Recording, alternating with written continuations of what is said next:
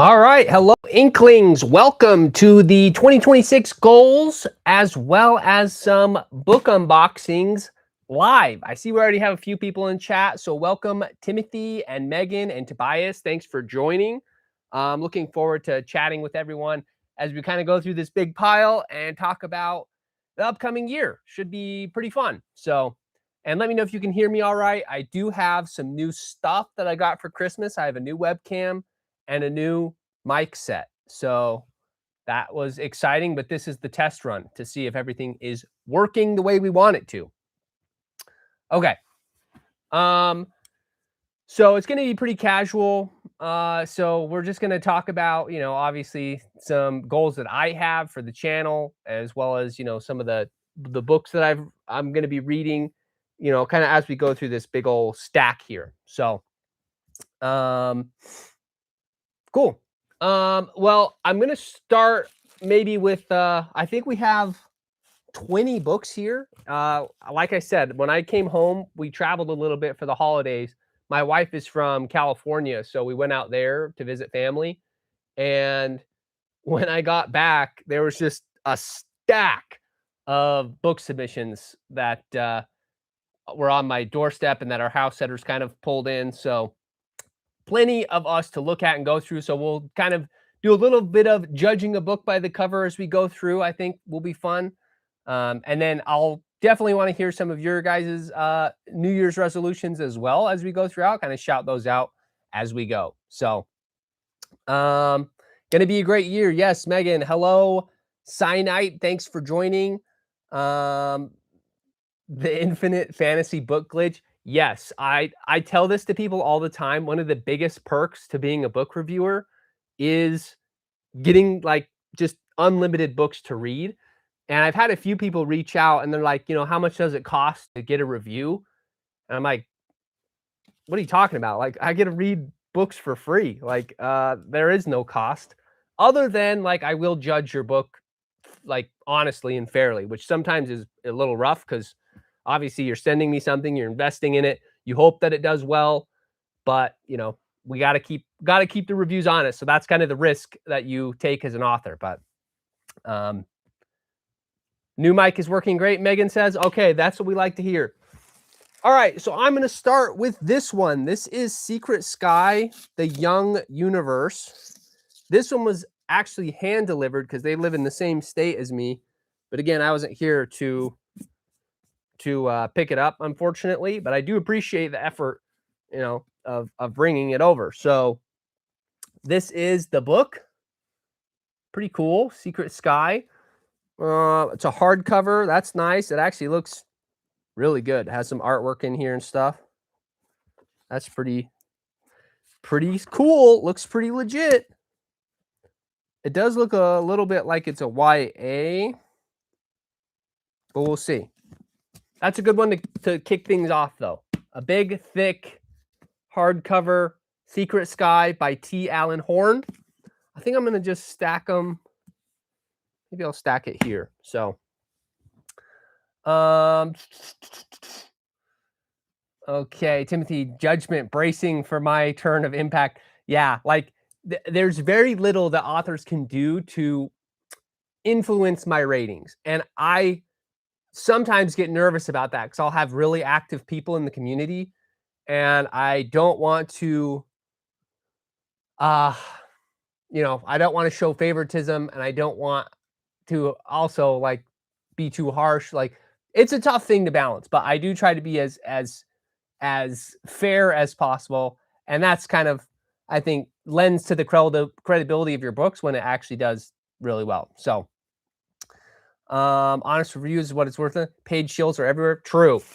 Yeah, it's or it's like you get reviews of like the same things over and over again, which means you either get the same review that like they loved it and everyone loves it, or it's they say they don't like it to be different, to be almost antagonistic a little bit. All right, the next one we have is The Altari Sunder by Dakota Martinez. So that's what that one looks like. I like that cover, actually. It's a little dark. I would maybe lighten things up just a little for the sake of like printing, but I think the cover actually looks pretty good. Just a little bit hard to see. Like I like the silhouette and I like the setting. The crystal looks interesting, but I think it would have been cool to get a little more details to come through on some of the on that character there. So, as far as my goals go, my primary goal for the channel is to read 50 books. That's my number one goal, my number one hope to be able to achieve. I read 40 last year, but I really think I can do better. Like there were stretches where I just kind of stopped reading because I got a little bit of burnout, or I'd read 2 or 3 DNFs in a row, so I was kind of getting tired of it that way. But I think that with 50 books, I have a bunch that are different size. Some are short, some are long. Like there's one back here that's literally like a comic book. So it's like that won't take me long at all to read. So I think that I can get through 50 for that reason. It would basically be about one book a week. But I think with shorter books and with DNFs, I think it's possible. But just, I also have to be realistic. It's a stretch goal. I still have a full-time job and a couple other hobbies that I like to do. So I'm going to try and prioritize things, but that's my main top goal that we're going to try and hit. So let's hear some of your goals in the chat. We'll shout those out. I know we've got a lot of authors as part of the community. So if you have any writing goals, publishing goals, anything like that you want to hit this year, I'll kind of go through the chat and see what we've got. So you're going to need a new shelf, Megan. Yes. I've already contemplated that. We still have this third level that we can utilize, but you won't be able to see anything behind me. So I might shift any of the DNFs to be hidden, but we'll see. But we have at least one more shelf to fill before we start thinking about maybe adding some of the side columns to our shelf. So yeah, you see right through the phony reviews. It's true. Yeah, if you got to have some contrast when you're a reviewer. So that's why I do still review books that are not as good, just so that you can see kind of where my preferences are on things. So Timothy, I already know what I will be blasted about if I get blasted. Also, you're actually reading the books before rating them and taking your time with them. Yep. Practical question from Timothy. If an audiobook is available, is that of interest or is that irrelevant to your process? That's a good question. I like the idea of audiobooks, but sometimes I get distracted when I'm listening to an audiobook. And so I have to like almost be focused. Like I can't like be doing other things a lot of times as I'm listening, or I'll like lose track of stuff. Sometimes I can. So it kind of depends on my mood. I'm very much a mood reader when it comes to format. Like sometimes I'm in the mood for an ebook, so I can just be on my phone reading. Sometimes I like the feel of a physical copy, and be able to like know where the pages are and flip ahead and those types of things. And then audiobooks are good because sometimes I do travel and I prefer audiobooks when I'm traveling and those types of things. So let's see.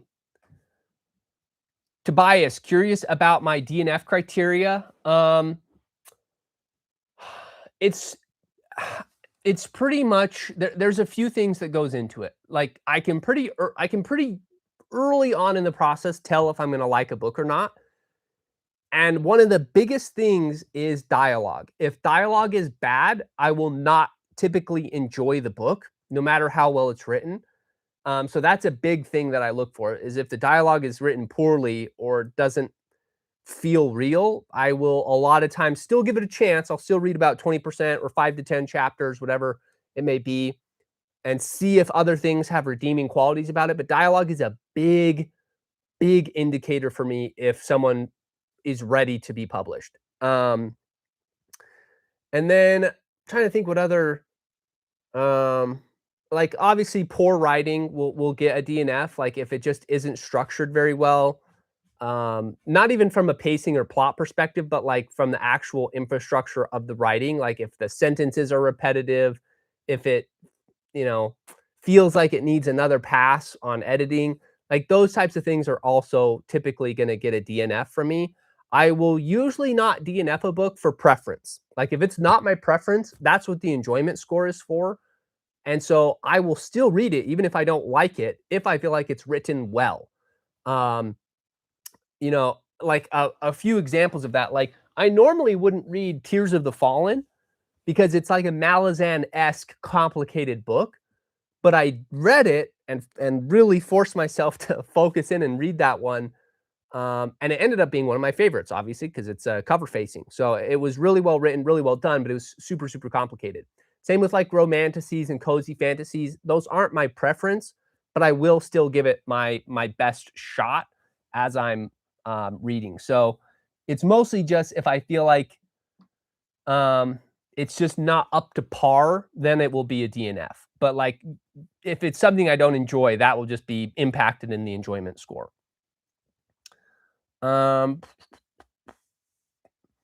Sinai, I saw a few of your recs were on sale as part of the R Fantasy Mega Sale and picked them up. Very excited to get into them in 2026. I'm glad you picked those up. Let me know what you think of them. I'm always excited to hear what other people think about the books that I recommend, because obviously in the indie fantasy community, I feel very isolated where there aren't a lot of challenging voices to what I'm articulating. So it'll be interesting to see if people agree, disagree, what their thoughts and preferences are. So I do like to see that sometimes. Megan, I have my second book almost ready for ARC readers. Nice, congrats. I'm excited to get it out, hopefully mid-spring. And is this the second book in a trilogy or a series? What does that look like for you, Megan? Tobias, 5 horror novellas coming this year from me. I'm aiming to read 30 books, which is a ton for me. Yeah, 30 books is a lot. I don't think people really understand how much that is, especially if you're doing, you have a job and you're writing and you're reading. I think reading is important, an important part of being an author, but it can be a challenge to balance all of those different things. So having 30 as a goal, I think, is very ambitious. I wish you the best of luck in achieving that, because I know how hard that is. I sometimes have a hard time comprehending how some people can read so many books in a year. I know it's possible, but I can't do it. So 50 is feels like a max for me, but we're going to try and cruise through it.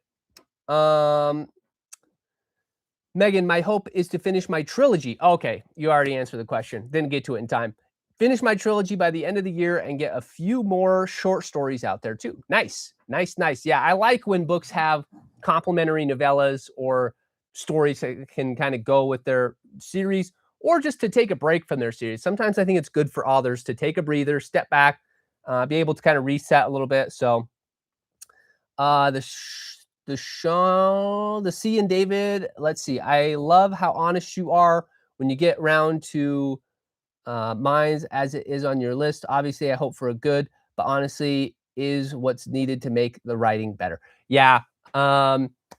Yeah, sometimes reviews, and again, I say this in some of my videos, if it's less than a 5 out of 10 or a DNF, I always will reach out to the author and let them know my issues with it. It's hard for me to predict what my problems with the book will be, which is why it's hard for me to say what is my DNF criteria. I don't really know. Sometimes there's a few red flags, but sometimes it's just you get a feeling as you're reading it where it's just not working for what it is. So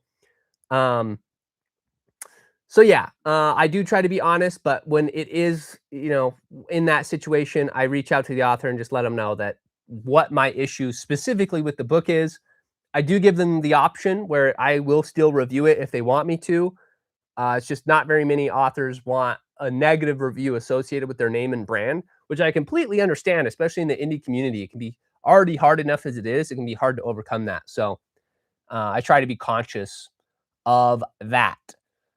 Megan, yeah, second book in the trilogy for mid-spring. Hopefully book 3 will be holidays 2026 and finish this first trilogy in the saga. You have book 1 behind you. Oh yeah, yours is Shattered Peace, which, by the way, that's a thick book. So This is Megan's book.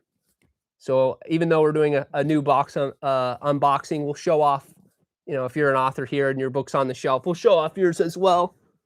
So yeah, that one's probably going to take me a minute to get through because that is a chonker, which I like. I like thick books, so that's not an issue for me. Let's see. Timothy, my 2026 goals up to volume 7 for sale, needs only final polishing, covers, formatting, and to have at least 4 more work in progress works to completion and the internal editing process. Those are good goals. Yeah, again, it's very time consuming to go through editing, formatting, publishing, in addition to writing, all those stuff. So I think that's a great goal to have for the year. Volumes 1 through 4 live right now. Volume 1 is already on your shelf. Okay, yeah. Let's see if I can find yours, Timothy. I know it's here somewhere. I've seen it. Where the heck is it? There it is. Born Today. There we go. So we also has Timothy's here. T.E. Janata. So pretty cool cover. I actually like that one a lot.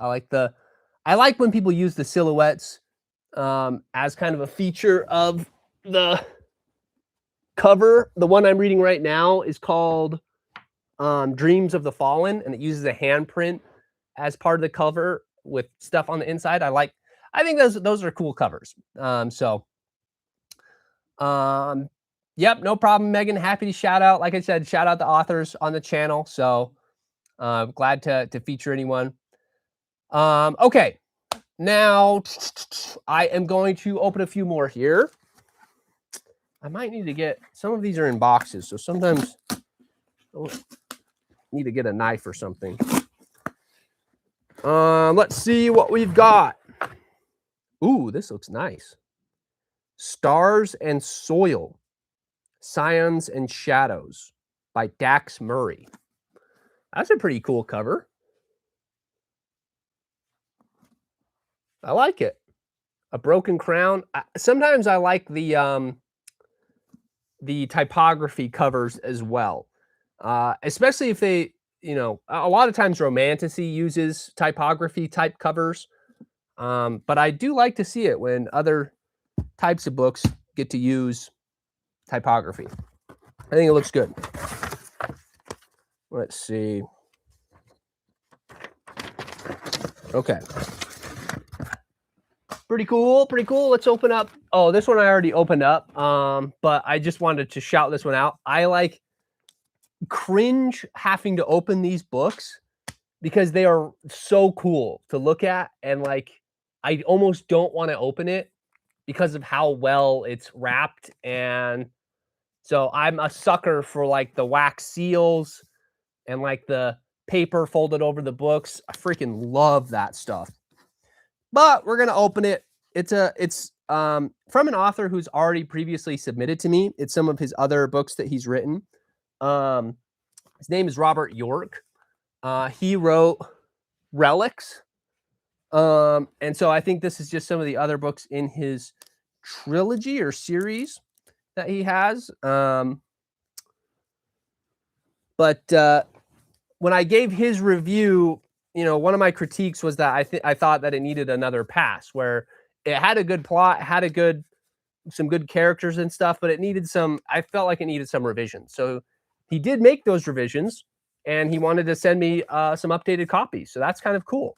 And good for him for listening to feedback and making changes as needed.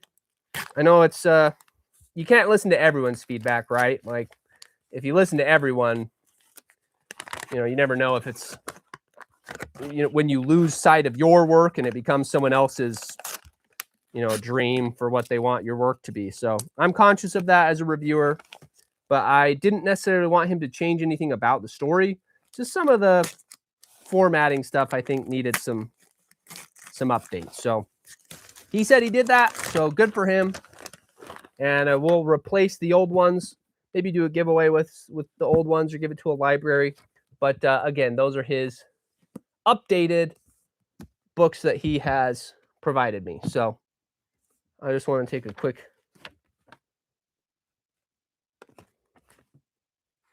Yeah, already it's looking a lot better. So love to see it. Love to see when feedback gets taken well. It's always a nerve-wracking thing. Okay, let's look at the chat again. I'll let you know some of my other goals as I do that. The other goal that I have for the channel, so outside of my reading goals, is my goal for the channel is a little aggressive, but I want to get to 10,000 inklings by the end of the year. And I do think it's possible, even though it's pretty aggressive. I think that it's a matter of posting consistently. So I'm going to try and post 2 times a week. But also, I had one viral post in 2025 where it got 28,000 views, and that one video was responsible for basically 1,000 subscribers. So I think that if I can make 8, big videos like that, I would essentially get 8,000 more subscribers, and then I would get to 10,000. So I think it's possible. It would just mean that 8% of my videos would have to go viral like that. So I'll have to think of some good ideas that can resonate with people. So, okay, I'm going to work my way through this chat a little bit. Let's see. Megan, do you prefer epic standalones or series? I prefer, well, that's a tough question to answer. As a book reviewer, I prefer standalones because then I can get through more and I don't feel like this itch to like get back to the series. Like one of the hardest things for me to do is like work through my TBR, and also like I want to read the sequel to Kings of Paradise. I want to read the sequel to The Endless Frontier, to, Tears of the Fallen, to Rotten Gods. Like there's all these books where I like loved the first book and I want to keep reading that series, but I also am conscious of the books that I need to get through. So I am going to do, like I said in my live with Bald and Balding, I'm going to do what I'm calling the sequel spree, where in March I'm going to read the sequels to all the books that I've read so far. So from a reviewer standpoint, definitely standalones. But from a personal standpoint, trilogies are my all-time favorite. I think trilogies are the perfect number for a fantasy world because it gives you time to do world building and set up in the first book. You get to set the stakes in the second book, and then the third book is all the payoffs. And I think that it's just the perfect timing, and it just really does the most for me personally. I feel like anything more than that kind of drags on and becomes filler. It's one of the main reasons I haven't read Wheel of Time. I feel like 13 books or whatever it is way too much, especially when reviewers out there say that like entire books in that series are filler or like you could basically skip. So that's hard for me to swallow. And I think that you can avoid that problem when you just have a clear path and, a decisive idea for your story. So sometimes I know with new authors they'll plan a trilogy and it'll end up being 4 books. So 4 books is good too. 5 books is my limit. Anything after 5, I'm done. I can't do it. So I try to keep that limit as I'm reading. So let's see. Rick Roots, welcome. Do you have plans for perhaps author interviews in 2026? Maybe a couple of live read streams. Yeah, I've thought about that. Definitely author interviews are on the books. I'm planning to interview Chance Dillon, author of Tears of the Fallen, in January. So it'll probably get posted in February. I want to talk to him specifically about his marketing campaign because he had one of the best indie marketing campaigns I've seen, where I saw his book talked about in a lot of different forums that I was a part of. So the way he was able to reach so many people, I think is worth talking about. So it'll be a little bit different from my normal author interviews, but yeah, I definitely want to pick his brain on what we can learn from as indie authors, and what we can do to improve getting the word out about our books. So I do have plans for that in 2026. Live read streams, I think, would be fun. I know I did one of my lives where I read Daniel Green's entire Breach of Peace, which took like 4 hours. So I'm a slow reader, and that was like a really small book. So I don't know that we'll do a full book live read, but maybe we'll do like first chapters of books and give first impressions. That could be a possibility. Maybe I'll do like book clubs and like we'll pick a designated book to read for a month and then we can talk about it together. So I have ideas about doing something like that for 2026, but we'll see. Let's see. Oh, I lost my place in the chat. Okay, Tobias. Do you read sci-fi and or horror as well, or only fantasy? I write all three, so just curious. I do read all three, but I wouldn't consider myself an expert in sci-fi or horror because I just don't read those as much. So it's hard for me to say like, oh, I can review this. Whereas like fantasy, I've read a ton of fantasy, so I feel way more qualified to discuss those things. But I still enjoy sci-fi. It's harder for me to like sci-fi because of I'm dumb. And so I like fantasy because it caters to, even though it can be complicated, I feel like it caters to me as a dumb person because I don't have to know how physics works unless you're Brandon Sanderson or biology. Like I can just like, it's magic and I can turn my brain off and have it be magic. Well, sometimes with science fiction, it's like, and here's the propellers and the gears are working like this. And if you add this, it's like very scientific and complicated sometimes. And I have a hard time reading that because I feel like I'm back in school and my brain starts to melt. So that's my issue with sci-fi. Horror, I just haven't read a ton of.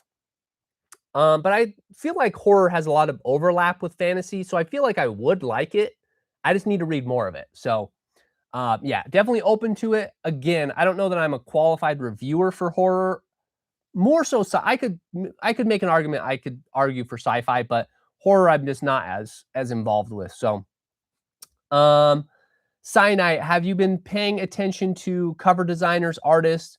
I'd be interested in your opinion on which artists or designers in the indie fantasy space. Ooh, that's a great question and a great topic. I have noticed good artists. I'll have to make a video about that, I think, because that's a really good point. I think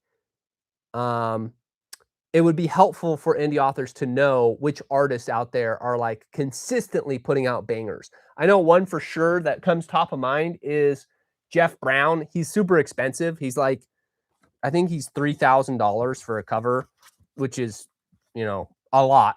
But you get covers like this, which are just absolutely stunning.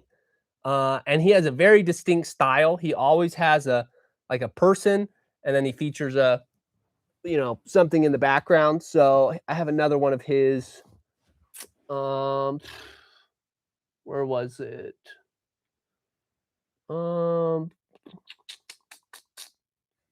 It was. Oh, here it is. Zodak the Last Shielder is another one of Jeff Brown's. So again, you have the person featured, and then you have the concept in the background. So he does a really good job with his covers. Jeremy Bruce Adams had a really good cover that I liked. I'll have to go through that though. That's a good question, and I think it's worth doing an entire video about that because there are cover artists that I've noticed that no one is talking about. Like the Gray Bastards original cover, that guy like isn't even a cover designer, but he created one of the best original covers I've seen in a while. And traditional publishing took it over and made it a really crappy cover. But great question. Let's see. Mike, welcome to the chat. Let's see.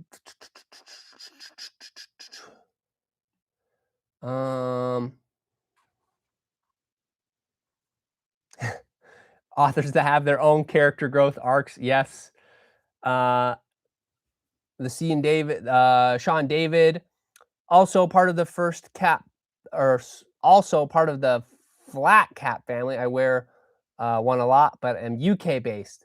And Paul Barrel, Queen's ex-butler has a clothing shop in Wrexham. I bought mine from there. Yeah, I got this one in Ireland because my wife is Irish. So we visited Ireland a few years ago and we did the entire island of Ireland. We drove around. She had family down in Cork, and we drove and saw a bunch of the ruins and stuff. And then we went up, through all the way up to those like the hexagon stair things, and we saw the cliffs of Moher. Like we saw a bunch of stuff. But yeah, that's where this hat comes from, and I like it for the Indie Fantasy Club brand. So that's why I chose. I need to get more of them. I only have this once, and sometimes I think it'd be nice to change up the colors and stuff. Timothy, 10,000 inklings. What's the inkling count you need for global domination? I think we need at least 1 million inklings, right? If we're going to do world domination, especially if we're going to be competing with trad. I think 1 million is like the minimum to actually compete in that arena. So global domination, I don't know, but 1 million's a good start. So that'll be the goal there. KDE, thanks for joining. You made it. Glad to see you here. Tiffany, thanks for joining. Let's see. Tobias, what was the trigger for your viral video, I wonder? That one I posted on Reddit, a question of like, that was the video where I asked, why does indie fantasy suck, or why don't you read indie fantasy? And I wanted to get the perspective of people who are, through and through fantasy readers, traditional fantasy. And so we got a lot of like engagement from that one. I think I ended up getting like 1,000 comments across all my social platforms. So it might be a matter of like buy-in, like people are bought into that idea, so they're more willing to engage with the results. So I'll think about creating more stuff like that, but sometimes I'll post things on Reddit and it gets taken down because our fantasy moderators are very strict with what is allowed on that channel. So I've asked like 2 or 3 questions that I thought would be good to get feedback from. I wasn't trying to promote anything, and they instantly took it down. So lame, but I guess understandable. Sinat, I was a reviewer mostly of indie fantasy from 2012 to 2017 in the heyday of blogs and sequels, with both my beloved faves and arch nemesis for the reasons you stated. Yep. I'm going to be reading, I think, more web novels this year as well, as I know there's a lot of lit RPG out there, so I'm excited to get more to those. KD, I'm currently halfway through my 2nd book for my Sorcerer Chronicles Society. Yeah, KD this is his book, Fireborn. So this one's on the shelf. Really nice hardcover. I think this is a great cover. I love the jacket art as well. Got some cool images there. So looking forward to reading this one as well.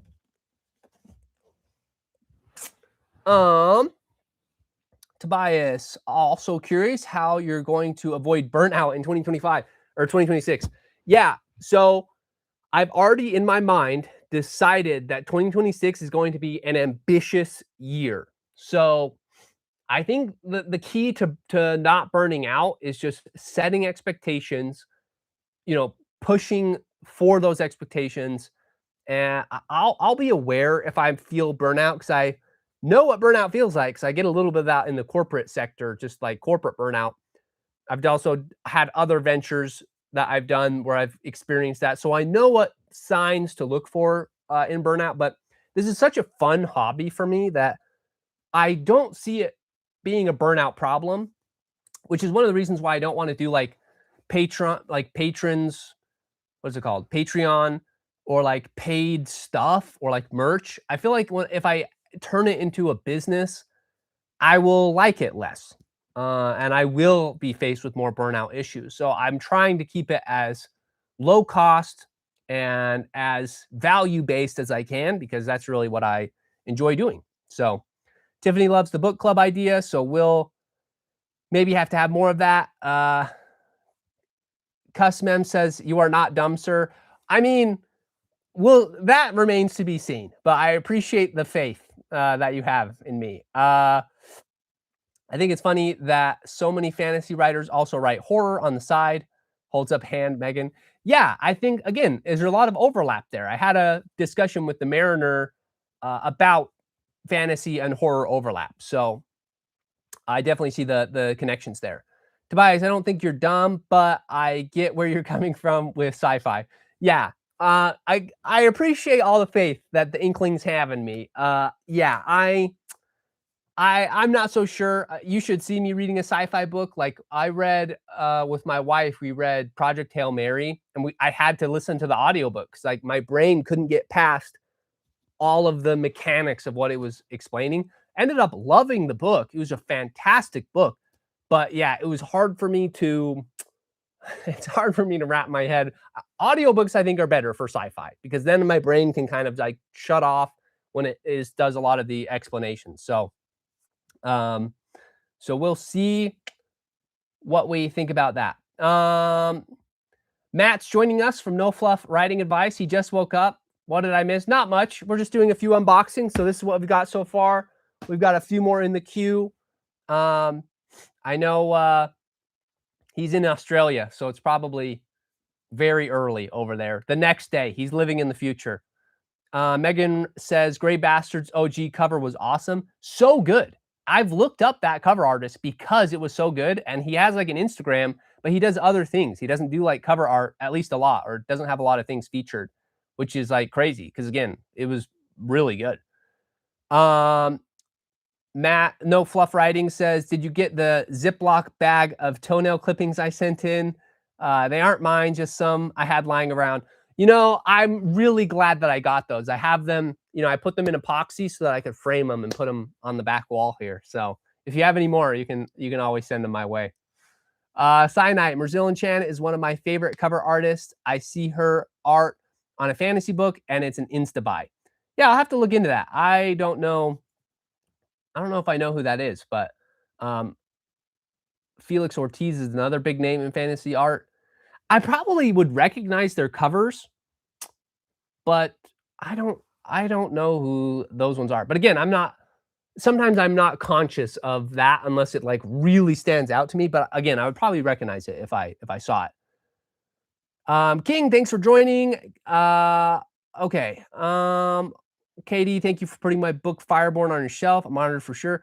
Thanks for sending me a copy. You know, like I said, the authors are the ones taking the risk, making the investment, doing the marketing. So I always appreciate getting the physical copies, putting on my shelf to be featured. So always happy to shine a light there. So thank you for sending it. Sounds like Reddit in general. Got to love the Jannies. Yeah.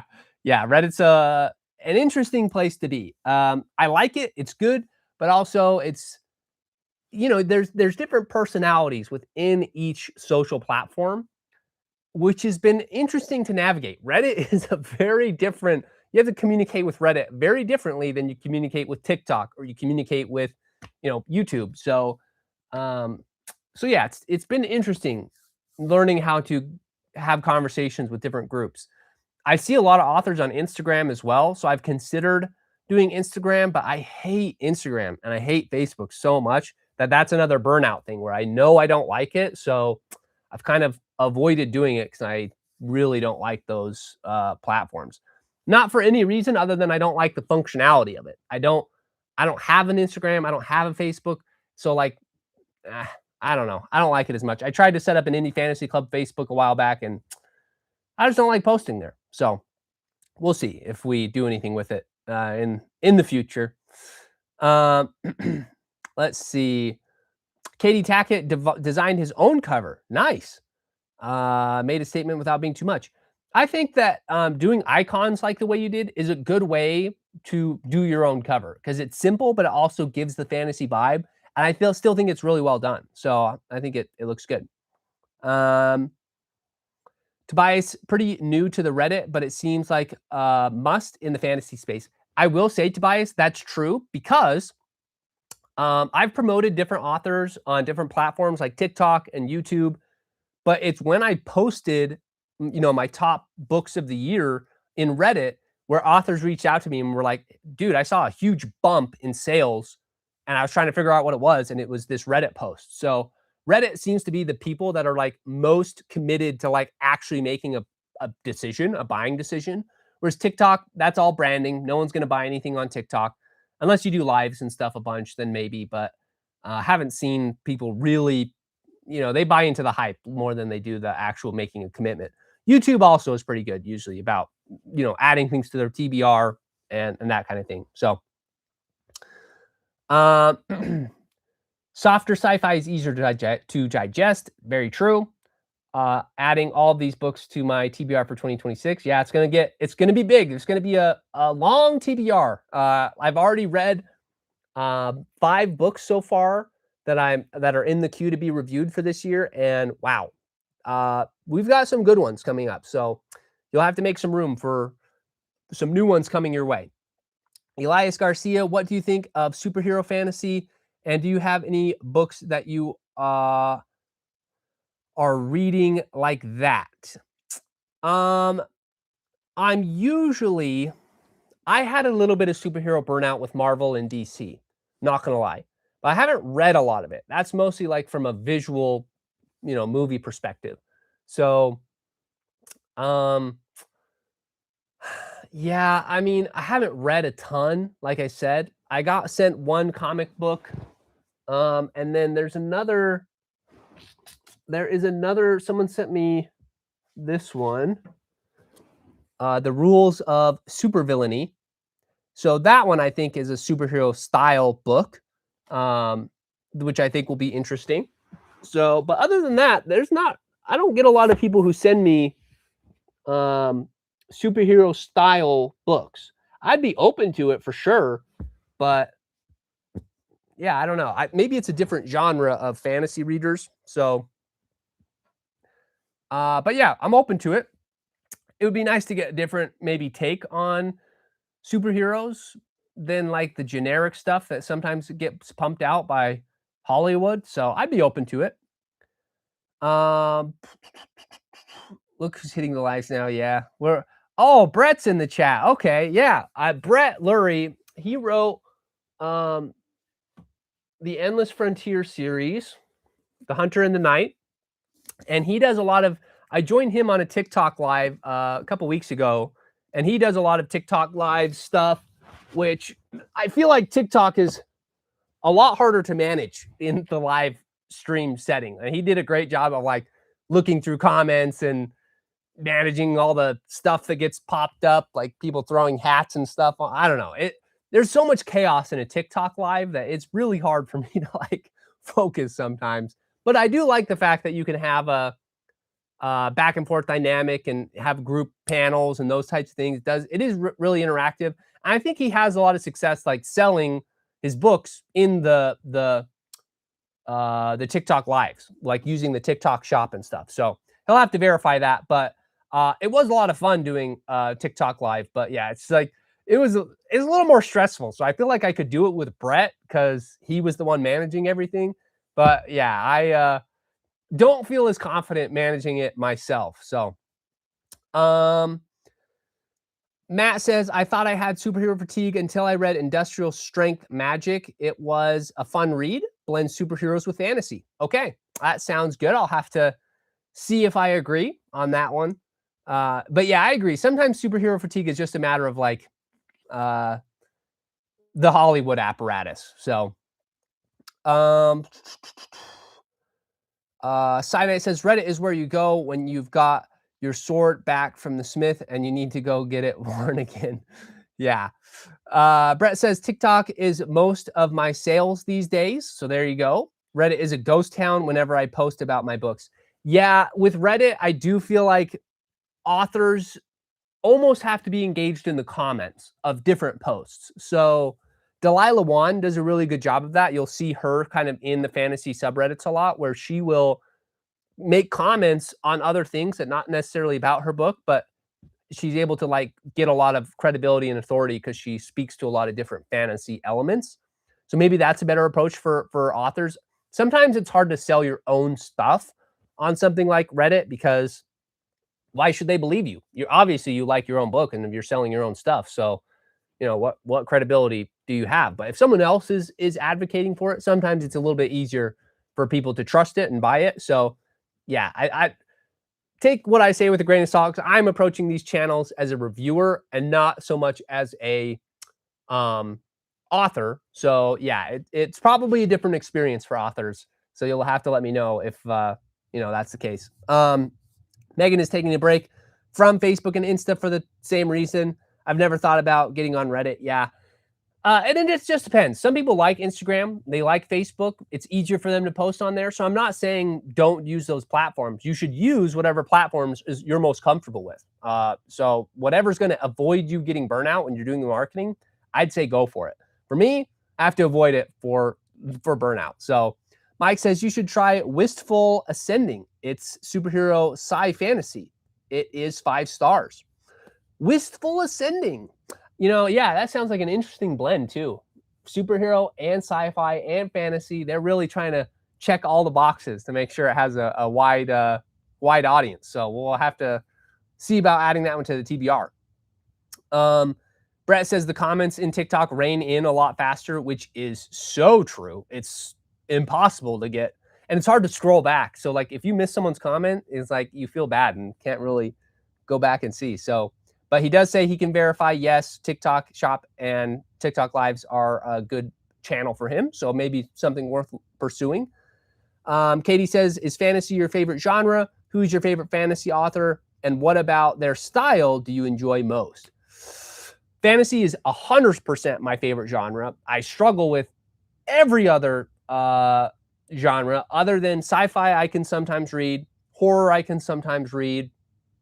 But like romance, brutal. I have such a hard time with romance, which is why romantasy I have a really hard time with sometimes.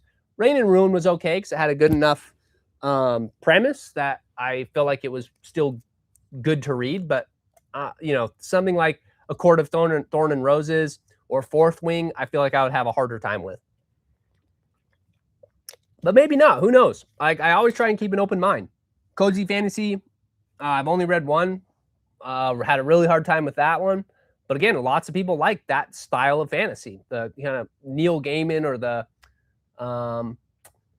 who else writes popular cozy? Legends and Lattes. People like it, but it's just not for me. I like higher stakes. And then the second question is, who's your favorite fantasy author? What about their style do you enjoy most? I'll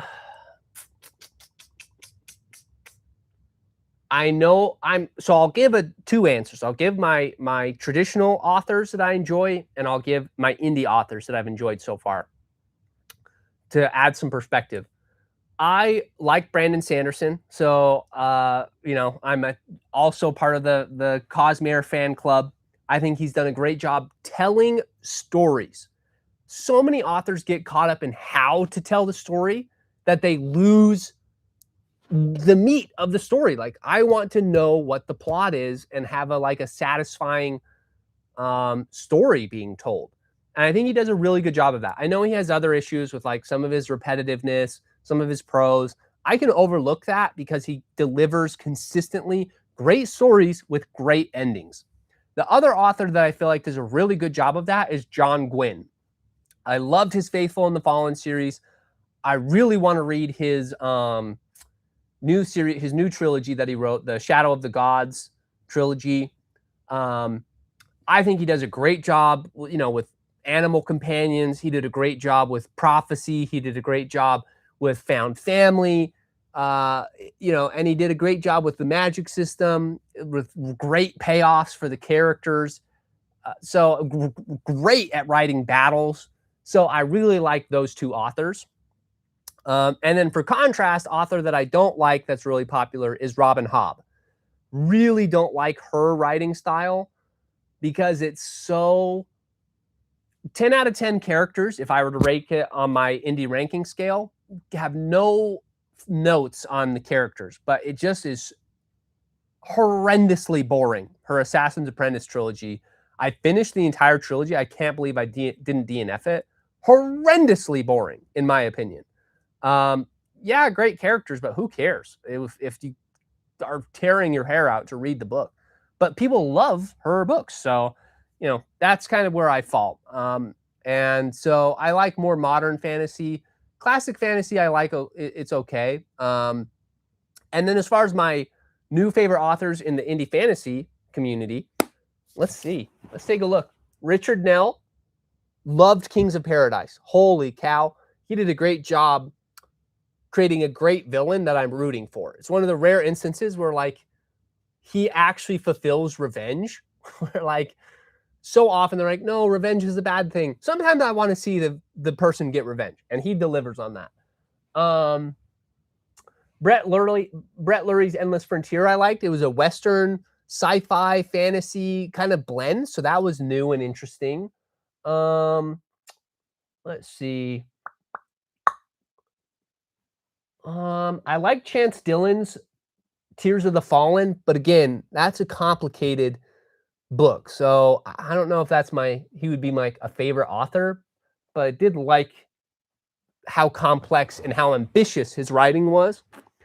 Jeremy Bruce Adams, I love because he has a very Brandon Sanderson style writing where I felt like it had great setup, great payoffs, really good. Delilah Wan was one of my favorites just because she is so good she did a great magic system, really developed the characters really well. Design of Darkness, probably by R.D. Pyers, probably had the best prose of the indie fantasy authors that I've read this year. So yeah, those are a few that I like, and I just like unique ideas. I like great characters, and I don't care so much about the style of the writing as much. Like I said, I've read complicated books like this Malazan style, simple ones like Rotten Gods, and then more of the beautiful prose with Design of Darkness. So I think I'm pretty flexible on a lot of those things. So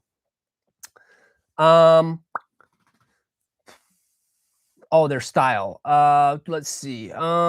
Megan, self-marketing is so freaking hard because everyone just thinks we're blowing smoke. It's true. It's tough. And that's why I understand why people want to get their foot in the door with reviewers. Authors that reached out to me early were really in a good position because I didn't have any followers and didn't have a lot of subscribers. And they were willing to take a risk on me when I had like 100, 200, 300 followers or subscribers. And now they're in the queue now I have 2,000 subscribers and they're in the queue. So getting in early on my list was a good thing. So sometimes taking risks on smaller creators is worth it because if they ever do grow or, get more subscribers, your book will get more featured. It's just kind of one of those gambles.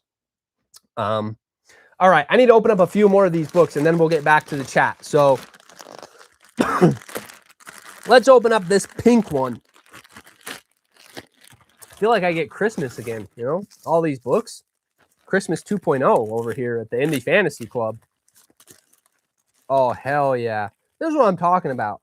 I love this type of wrapping and like goodies inside.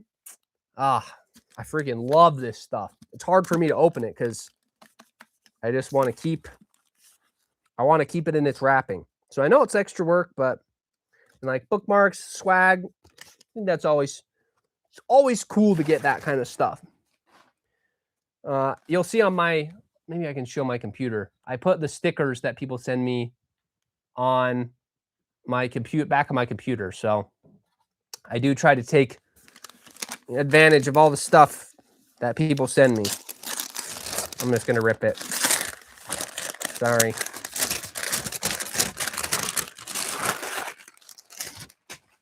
Okay, we've got A Discovery of Dragons by Dirk Biesinger.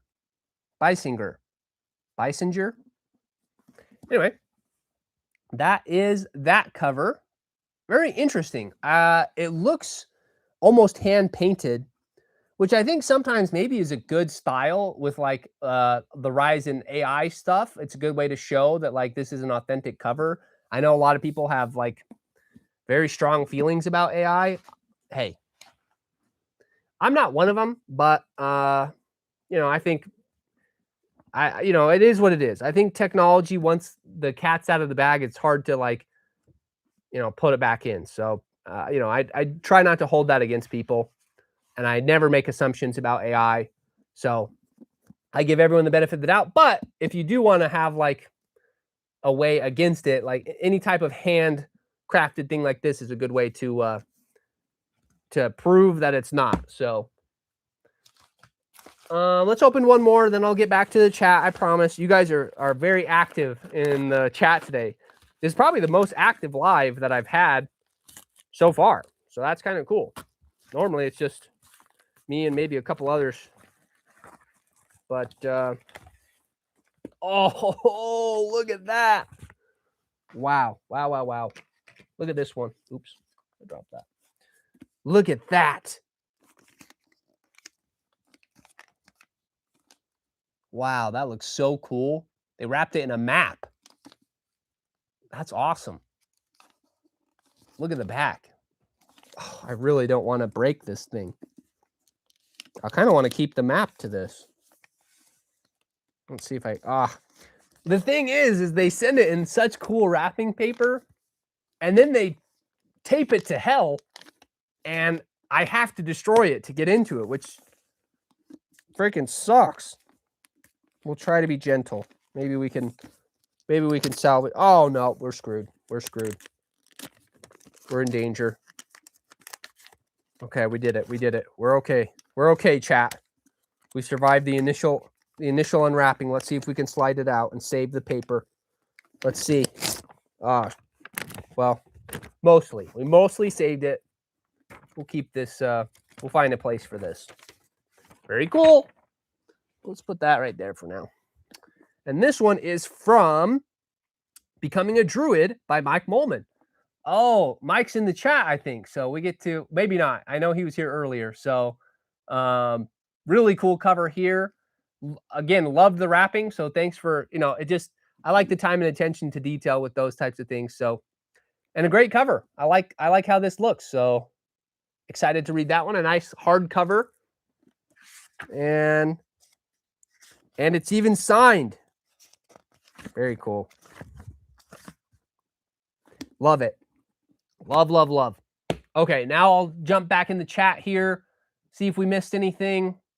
And okay, I have to backtrack a little bit. I know with I'm new to chats and especially with an active chat, so I'm going to try and stay on top of it and make sure I don't miss anyone. I think the last we left off was, let's see. I don't know the remaining books in the genre. Okay, I think we left off with Cyanite. So he or she said, if I see an author recommending other books within their genre, it lets me know that they're first and foremost fans of that genre. Makes me trust their books will be the ones I like too. Yeah, and a lot of times you have to find people that like you resonate with their reviews, because you'll have lots of opinions with fantasy. The Champions League for the SPFBO award was a good example of that, where you get to see where you align with on the different reviewers. Like there are at least 2 reviewers from the SPFBO Champions League where I'm like, okay, like you're not someone that I would go to for a book recommendation, because you're almost completely inverse to what my list was. But if you liked those books, then I like this reviewer. And then I found a few others and I'm like, okay, I'm aligned with these people for the most part. So it's good to see the reviewers that you can trust from that perspective as well. So sometimes you have to read the books that are being recommended to see where you fall and who you can trust for your reviews. Not so much even just the genre, because it's just so opinion based that you got to find sometimes multiple people to make sure you have a good baseline. Sinai also says that romance is just full of unbelievable things, like actually catching a connecting flight in O'Hare. Just can't suspend my disbelief for that. But magic is fine. I can buy that. Yeah, you know what? That's fair. Yeah, a lot of the romantasy plots are they're a little rough. So, but that was funny. That was a good one. Possible 2 says, if you have a superhero fatigue, you should read Dreadnought, The Supervillain and Me, and The Mighty Chronicles. Okay, good to know. Good to know that there's good fantasy superhero stuff out there. So I'll keep my mind open. King, oh yeah, Brett Lurie says first. What he means by that is he was the first person to send me his book for review. And again, I was like, had maybe 100 followers on TikTok when he reached out, like maybe. And I had like less than that on YouTube. So the fact that he reached out was crazy. Matt Moore, the No Fluff Writing Advice, was another one that reached out super early on. I think I had 70 subscribers on YouTube when he reached out with his book. So kind of cool to see the people that have been here since the beginning. And to be able to feature them. So Brett Lurie is one of those where he's going to be part of the sequel spree in March, where I'm going to read a lot of the sequels that I've gotten. So Blood and Soul is the sequel to The Hunter and the Night. So that one is on my TBR for March. So probably we'll review it in April if all things go according to plan, which we know how plans go, but that's the hope. King, you are going to laugh, but I found you early last year from ChatGPT. You found me from ChatGPT. Wow, that's a first. Kind of cool, but would not have guessed that I would be discovered there. But it does do a pretty good job of accumulating, information. And I have wondered how I appear in like search results and stuff. Like I specifically chose the name Indie Fantasy Club for marketing reasons, like so that people looking for indie fantasy, I'm already have 2 keywords that they're looking for. So I was thinking that would help me rank a little bit more in like the YouTube search results and stuff. But I think it has helped, but it's cool to see how people, find me. So, let's see. Megan, and the community only grows if we grow together. Publishing is a risk as it is. Might as well take a risk on people who might enjoy your work. Yeah, traditional it has its own set of pros and cons. That you have to decide what path you want because self-publishing is very difficult. Traditional publishing is a lot easier. It just is a lot more upfront work to get a literary agent. But if you get one, the rest is easy. They pay you to write, and it's easier for marketing and those types of things. Sometimes, again, I have a lot of beef with traditional publishing, but supposedly they help you with a lot of stuff. Supposedly. Whereas self-publishing, you're on your own. So cyanide, hydrate. I know sometimes when I talk for a long time, I need to remember to drink water so that I don't lose my voice or anything. So I'll take that reminder. Would a romantasy novel from Matt Moore, No Fluff, would a romantasy novel be the equivalent of coal in your stocking? No, cozy fantasy would be coal in the stocking. Romantasy, like I said, the few that I've read, I feel like have potential, and there's at least elements that I can enjoy. I can skip over the stuff that I don't like, a lot of the spice, and it still has some like meat to it. Whereas cozy fantasy is really hard for me to enjoy. I've only read a couple, so I'm still keeping an open mind, but I might not be the best reviewer for cozy fantasy because it's just doesn't really excite me when I pick up a cozy. So let's see. No Fluff says he'll activate once he's had his morning coffee. It's 3:00 in the afternoon where I'm at, so we're past the coffee stage. Mike says, glad you like it. Yes, great book, great cover. Tobias recognized that seal. He came over from the Bald and Balding. Mike, by the way, is the author, obviously, of this book, but he also has a YouTube channel that he hosts with Ro called Bald and Balding. And it's not about how to grow your hair back. They do a lot of interviews with authors. They have groups where they'll create creatures. That's kind of fun. So they have a lot of fun over there. They do a lot to support indie authors. So you can go give them a follow or subscribe over there as well. Megan says, cue the Danger Zone song. Yeah. Cyanite says, I had to destroy the wrapping of a book I ordered directly from the author the other day, and I messaged the author to apologize.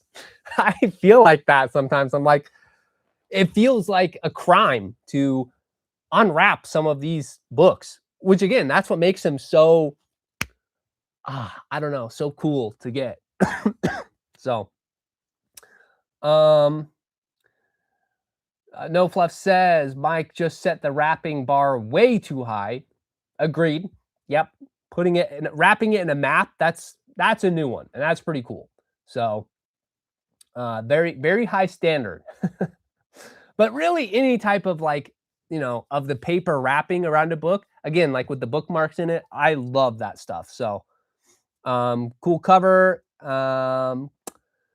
Timothy says becoming a druid is the plot twist. He's actually a werewolf warlock. Stop that, Tim. Like to see the chat interacting with each other. Always good to see.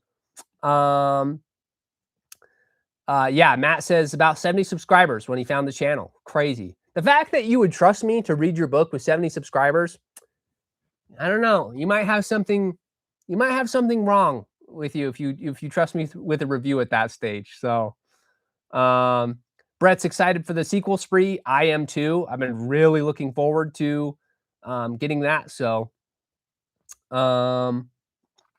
Megan family when looking for indie fantasy recs, cool to hear. And King says he found me basically that I was a new fantasy author reviewer. That is true. I just started last year with these reviews, so I am the newest guy on the block right now doing indie fantasy reviews, I think. There's another one that she just started recently. I'm going to give her channel a shout out later this month when I do the creator shout outs. I'll do one. I'll just do it here. Her channel is Indie Book Reviews, I think is the name of her channel. She only has like 100 subscribers, but I have been watching some of her reviews. I know a few people in my community have reached out to her because I've seen their books in her reviews. So if you want to get in early with someone, that might be a good example of someone where she does really good analytical reviews as well. She has a rating scale. So I like how she approaches it. So if you want to go check out her channel, I'll do an official shout out later in the month. But yeah, she's one that's fairly new. That has a good channel name, Indie Book Reviews. So she does more than fantasy, I think, but great channel name. She has a great system, and she gives people a chance. She only posts twice a month or something, but I like her stuff. I like her content. So, Megan says, yeah, I tried Cozy Snore. I need steaks. I know. No Flesh says, yeah, Cozy sounds like a rough read. It is. It's tough for me. Other people love it. I think it's definitely like, I feel like it's, if chick flicks were a fantasy, that would essentially be cozy fantasy. So if you like low stakes, casual reading, I can see a case being made for it. Katie says, I was talking with Brian Lee Durfee earlier today, and I asked him if he would ever read indie authors, and he flatly said no. So I'm very glad you give us a voice. I don't know who Brian Lee Durfee is, but I know a lot of people have like one or two bad experiences with indie authors, and they write off the entire community. I get it. It has its stigmas. That's why I made a whole video about why people don't like indie fantasy. But yeah, it's you have to be willing sometimes to go through some of the slush pile, as some of my commenters called it. But if you do, then you can find the gems, the hidden gems out there. That's what I really like doing. So let's see. Mike says he is the bald in Bald and Balding. So just in case you were confused there. JD Tattoo says, hi there, new subscriber here. Saw you on Spiffbo commenting blog. Is there a chance you'll be part of the jury in the coming future? I'm glad you asked. That's a great question. That leads me to my third goal of the year, which is to be a judge for SBFBO 12.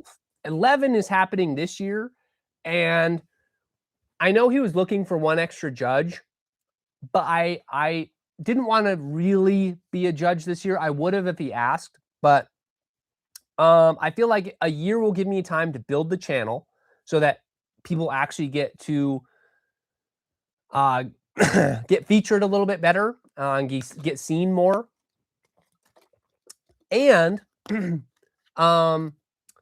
gives me a chance to read, all these submissions that I've gotten. If I can at least get through 50, I feel like then I can put my TBR to the side because if I have to read 40 books or whatever it is for the SPIFFBO, that's a big commitment. That's basically my year of reading. So I would have to put my community on the back burner in order to participate as a judge.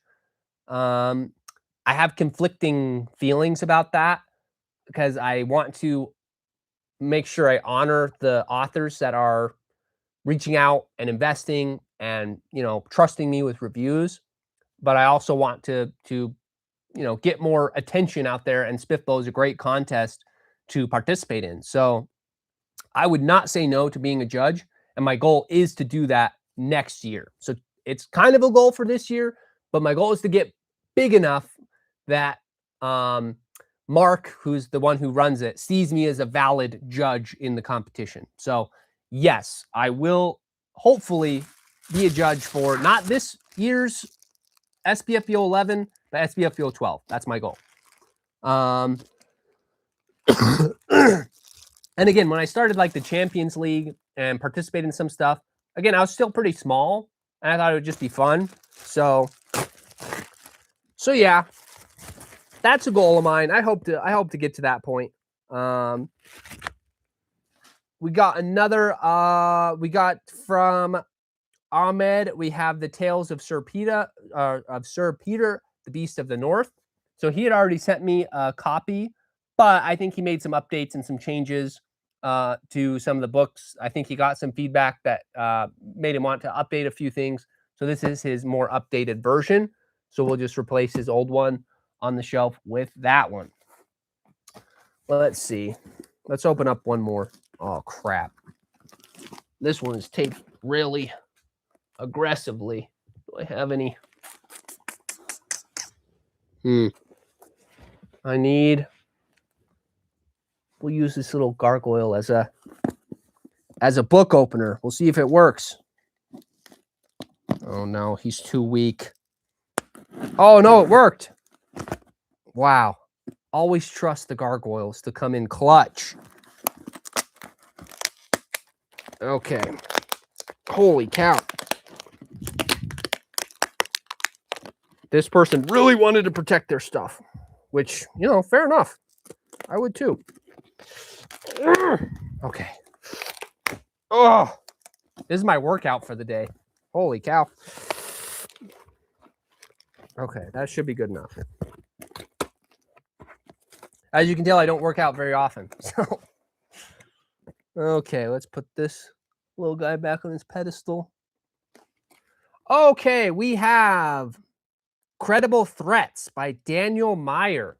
This kind of looks like, we were talking about horror, kind of looks like a horror style book, doesn't it? Like with a tarot card and like a skeleton person. So maybe that'll be our first chance to see if how we feel about the horror genre.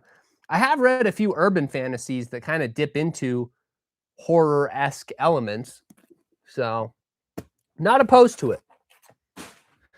All right. No Fluff says the hardest channel in the universe to find. Gotta sift through all the hair loss advice to find it. Oh, for Balding Balding, yeah. That's true. So you do get a lot of advice channels when you look up their channel. So, let's see. Cyanite says, if trusting an up-and-coming reviewer is wrong, I don't want to be right. That's what we like to hear. And we always remember, like, for me anyways, I always remember like my first subscribers and my first supporters because I would not be in their shoes. Like, I have never been the type of person to subscribe to a channel that has low subscriber counts because, like, I had a hard time trusting smaller channels. And so for me to then create a channel and expect people to follow me was like very hypocritical, I felt. So, but very appreciative of those people who are willing to take the risks and be part of the community early. No Fluff says, yeah, I followed the channel for a few weeks before I reached out. It was long enough to figure out you weren't completely insane, just a little. So, or insane enough, maybe. Yeah, that's true. I mean, reading through all these books, I think, is insane, but I like it. So yeah, probably a little crazy there. Megan's looking her up now, probably in response to the Indie Book Reviews channel. I think her name is Emily. I can't remember, but she has like 100 subscribers or something. So she's worth reaching out to if you need a book review. Mike says, "Oh no, I missed the channel name. It's Indie Book Reviews, I think, and her name is Emily.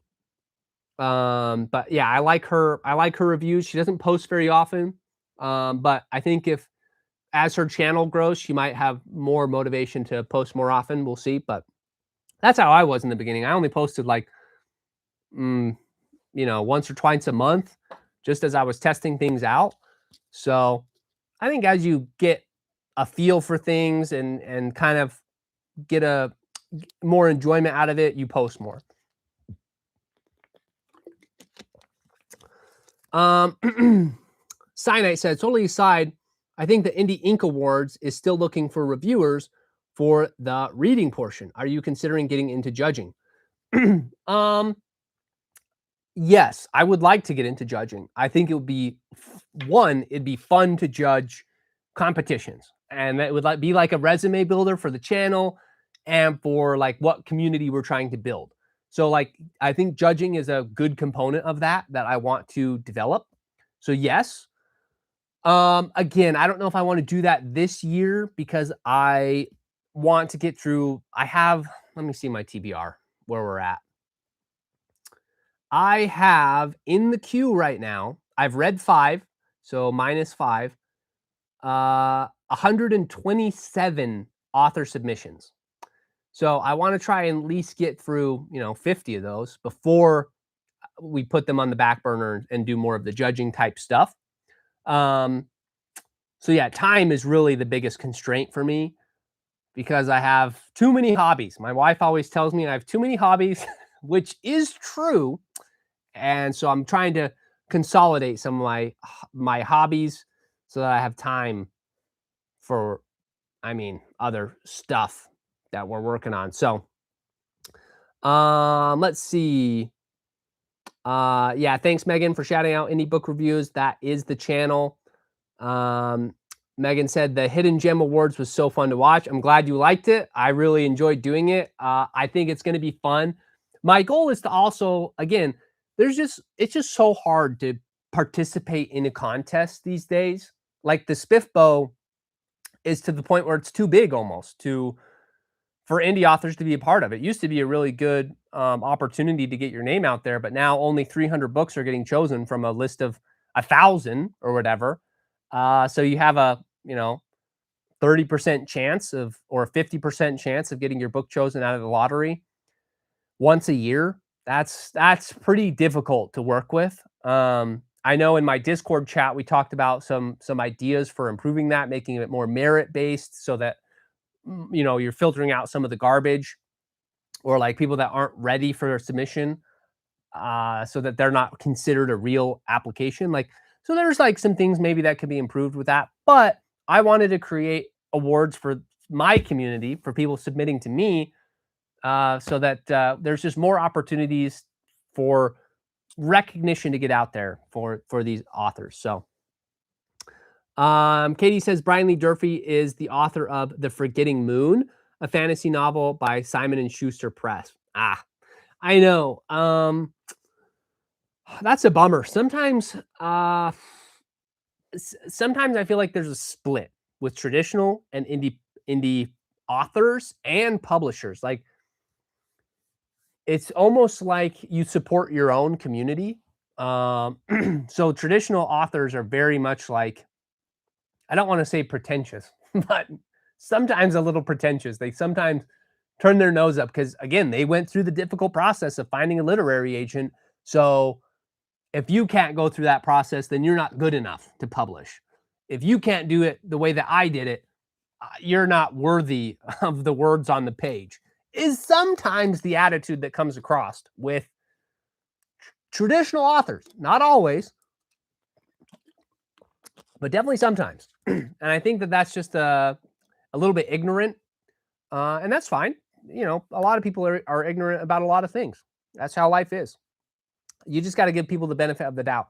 I never attribute malice where, you know, ignorance could be easily blamed. So I think it's just a matter of perspective, matter of attitude. Me personally, I have found, like I said, a bunch of hidden gems in the indie fantasy community. I love reading indie fantasy now, but it is a leap. You have to kind of be willing to take some more risks. It's easier for me because I get books for free.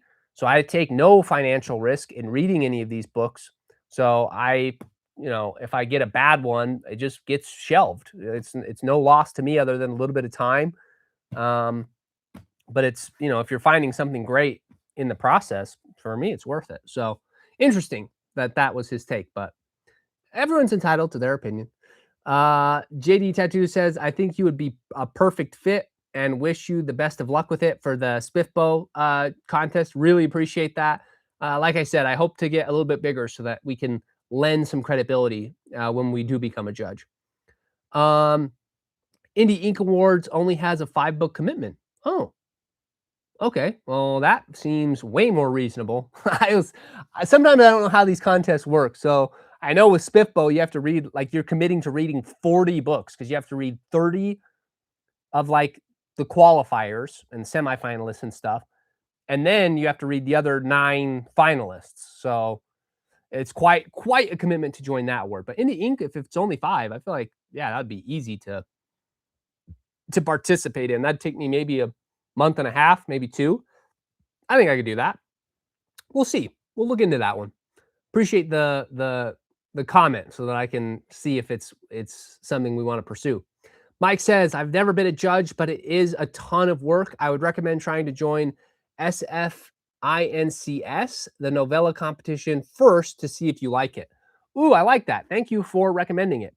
Yeah, like I said, I need to get more plugged into some of these other awards and indie communities so that I can participate and see if it's something that we can participate in and see if it's a good fit for us. And it starts in September. Okay, good to know. Good to know. Megan says, fingers crossed for all those submitting on Saturday. Yes. If you are an author in the chat right now, the SPFBO 11 submission is January 3rd, and it only lasts for 24 hours, and it's according to Mark's time zone, which I think is England or something. So you'll have to pay attention to where his time zone is, when that opens up. It's not necessarily first come, first serve, but it's probably better to submit as early as possible, just in case they have a cutoff, which, again, they haven't said that there's a cutoff, but I don't know. I just think it's good to be better safe than sorry. Make sure you get your submission in there, and it's only going to be open for 24 hours. So it's good to have that reminder. Mike says, if you're submitting, the real value is the networking with other authors and fantasy fans. Very true. Like, I've mentioned this about the Spiffbo, where so much relies on luck when you're doing the awards. Like, if you get the wrong judge, like if you get a romantasy judge and you wrote an epic fantasy, or if you get the romantasy judge or the cozy fantasy judge and you wrote an epic fantasy, like, they might not pick your book because that's not their preference. That's not their style. And a lot of these reviewers and judges don't really have, like, I have the indie ranking criteria. It's very, very clear cut how I am judging these books. And some of the judges I have looked at, like for this last Spiffbo and the Champions League, they're just like, okay, here's number 1, here's number 2. And they just are going off vibes. They're vibe judges, which is fine, but I feel like it's not objective. I would rather have more objective judging that has like clear cut standards and criteria that we can analyze together and say, yeah, these are objectively, this is a good score for world building. This is objectively a good score for characters. Like, it almost needs a universal scoring criteria Maybe it has it, but I haven't noticed that when I've looked into some of these other YouTube channels that are doing the reviews. So I'm going to make a video at some point about changes I would make to the SPIFFBO, because I just think that we could improve it. I know that it takes a ton of work to run a contest like that, so I'm not disparaging the contest. I just think that we can make it better and make it more credible. Like, I think it's worth having those conversations. So, let's see. King says, "Hey, IFC, will you plan something this year to talk about book advertisements? I feel like a lot of ads for books, especially in TradBub, are terrible. Feels less of an enticing ad and more like formality." Yeah, I probably will talk about ads at some point, because ads are done really poorly, in my opinion. I think there are ways to make ads way better. The main problem with ads is that you're trying to sell. And so because of that, like, it's crazy to me. I work in marketing, so it's crazy to me how bad people are at selling in advertisements, like especially in the book community. It's like, anyway, I think there's a lot of improvements to be made.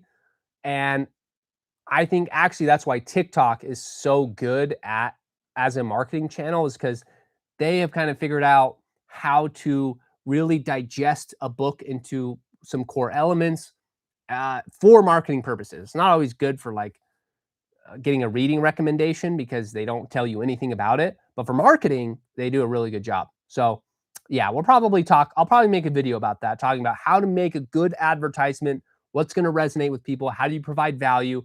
We'll probably dive a little bit in that. I have some ideas. Obviously you'll have to test it yourself and see if it has any credence, but yeah, we'll plan on throwing something in there. JJ says, "Happy New Year's." Happy New Year to you as well. Yeah, 2026 going to be a good year.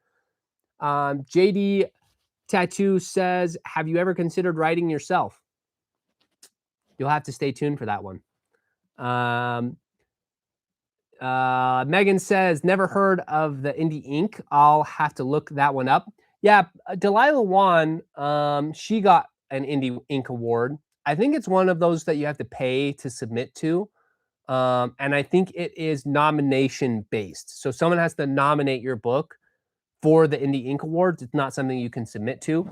I could be wrong though. So, but JJ says, "What is the 24-hour submission for?" That's for the SPIFFBO 11 contest, and it's only open on January 3rd because it's been getting so many submissions, so they had to limit the response time.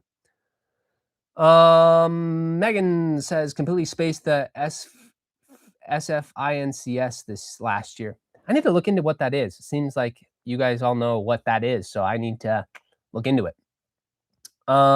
Katie says, you're going to need a bigger shelf." I know. It's getting a little bit dangerous. I do have some support brackets on these two so that it could hold up the shelf, but you don't realize how much books weigh until you start stacking them and putting them on a flimsy little shelf. So I'll probably eventually need to add a bookshelf on this side and and maybe reorganize how we do some things. But I like the main backdrop setting, so we'll probably keep that moving forward. But we'll see. Let's see. Cyanite says there's no payment for Indie Ink. Okay, so it's just nominations. You don't have to pay. That's good to know. I wasn't sure how that one worked. So King says, "I still laughed about Brandon Sanderson advertising one of his books, and it's 30 seconds of a woman on a horse just talking. 100,000 views." Brandon Sanderson at this point could sneeze, and that would be an advertisement for his books. Like, he's done so much. If you want to look at a good book marketer, look at Brandon Sanderson. He is one of the most talented business minds in fantasy that exists today. Like, not only is he a great writer, obviously, but his ability to understand business and how he has been able to craft Dragonsteel out of his books and have a huge convention, have really successful like leather brown printings and like all this stuff that he does. And like his podcast, his university lectures, like he is a gem to the indie fantasy community. I will never say anything bad about Brandon Sanderson because he is very much a standard to look to for success as a fantasy author. Obviously, you'll have people like, Stephen King and other people who have sold more than him, but he just has a really good grasp for building a loyal fan base. Like what fan base is more loyal than the Cosmere junkies, Like it is a great community and he really does a lot for his fans. So he could do anything he doesn't even need to advertise at this point. So many people do it for him. But yeah. Let's see. Cyanite says you do have to be nominated. This is about the Indie Ink Awards. And then there is a voting round open to everyone. Oh, that's what it is. It's like a crowdsourced thing where people vote for it. Yeah, okay. Once they've narrowed it down to the top 10 books in each category, then it goes for the next several months to judges. How do you guys feel about that? I see pros and cons with that, but to me, it feels like you're missing out. So there's pros and cons to each award. For the SPIFBO, it's lottery based, so you're missing out, but it then goes to judges who are using a certain whatever criteria they have to select the best one. Whereas with Indie Ink, if it's crowdsourced, I feel like you're just getting the most popular books, which I guess could be an indicator of a good book. Not always. Like if you think about popular books that aren't very good, interesting. Good to know. I don't know how I feel about that, but I'll have to look into Indie Ink more to see how I feel about the winners and stuff. Maybe that'll be another video. Mike says SFINCS is pronounced Sphinx. Thank you. Okay. Sometimes like, I just barely learned that SPFBO was SPIFBO recently. But Sphinx. Okay. Good to know. Any speculative fiction novel is accepted. Good to know. JJ said, I see my book on the shelf. That definitely made me smile. JJ, if you tell me your author name, I'll show the chat your book. Otherwise, I don't know which one is yours. But yeah, happy to shout it out, show your cover to the folks on here. The Auriculum Crown. Oh, okay. Where is that one? I saw that one just a second ago.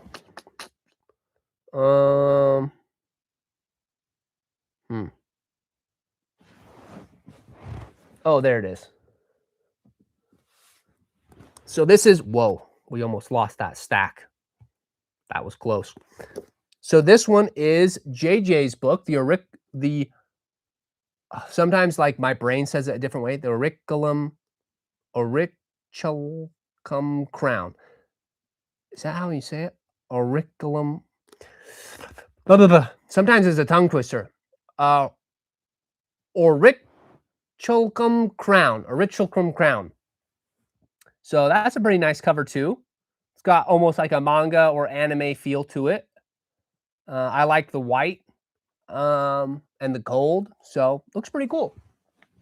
I'll have to figure out how to pronounce it better when I give it a full review. So let's see.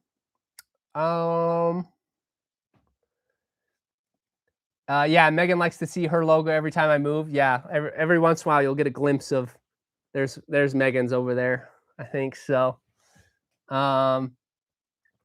Cyanite says, I've had 3 of my books make it into the finals in several categories for Indie Ink Awards. Definitely make sure your books are on Indie Story Geek. That is where nominations start. Good to know. Megan says, oh my gosh, right. I love watching Sanderson's YouTube series. He's got some great advice. Talk about goals. Yeah. I think Brandon Sanderson really does a good job. And with any writing advice, you have to use it as like a foundation, not as like the law. Because like a lot of things he says, I think once you find your own writing style, will be a little bit different. But it does provide a good baseline of rules when you're first learning to write. So I love everything that he does. Okay, JG put in how to pronounce it. So it's orichalcum, orichalcum, orichalcum, orichalcum. Okay. It's a C, not a CH. Got it. Megan says, very pretty cover. Yep. Thanks for showing up. My pleasure. Happy to show it off. Yeah. Thanks for being part of the community and chatting with us. Okay. I'm going to open up a couple more of these. Okay. We only have 3 more. 3 more, and we are done with the book unboxings. This has been kind of fun. Like I said, it's like Christmas for me. Okay. Okay, we got another thick chonker. The Swordmasters Matter by K.W. Lee. That's a pretty good cover. I like landscape covers too. So I have no issues with that cover. And look how thick that is. That's a hefty book to add to the shelf. We've got the Leaning Tower of books over here. It's getting a little precarious. All right, let's open up. Let's open up one more. Let's open up this box one.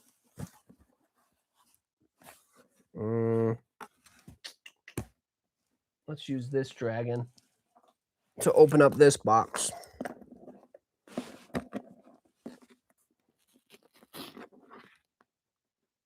Bear with me, folks.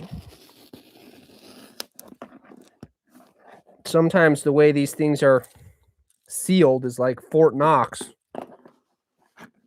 And my scissors are upstairs, so we're just going to have to make do with what we have. We've got enough sharp little fantasy creatures around that we can make do without a knife. Maybe I should get a knife as part of my backdrop, though. That would be cool. Or a sword. Okay.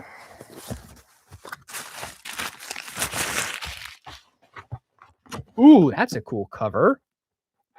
We've got Relentless Blades by Russell Carroll. Looks pretty neat to me. Like an orc and a human doing some battle. I kind of like these types of covers too. They might be considered maybe a little bit cheesy, but honestly, yeah, I have no problems with that type of a cover. I like it. Okay, we'll leave that last one. Let's go through a little bit of the chat, and then we'll open up the final thing. Let me see if I have any other goals that I missed. So we talked about reading 50 books this year, which I think is possible because that's going to include DNFs and short books. I want to get to 10,000 inklings by the end of the year, which means I have to have 8 viral videos on YouTube, because I'm not counting TikTok. I have like 2,000 followers on TikTok, but I spend less time there. I only make videos once in a while, so I'm not as aggressively trying to grow that platform.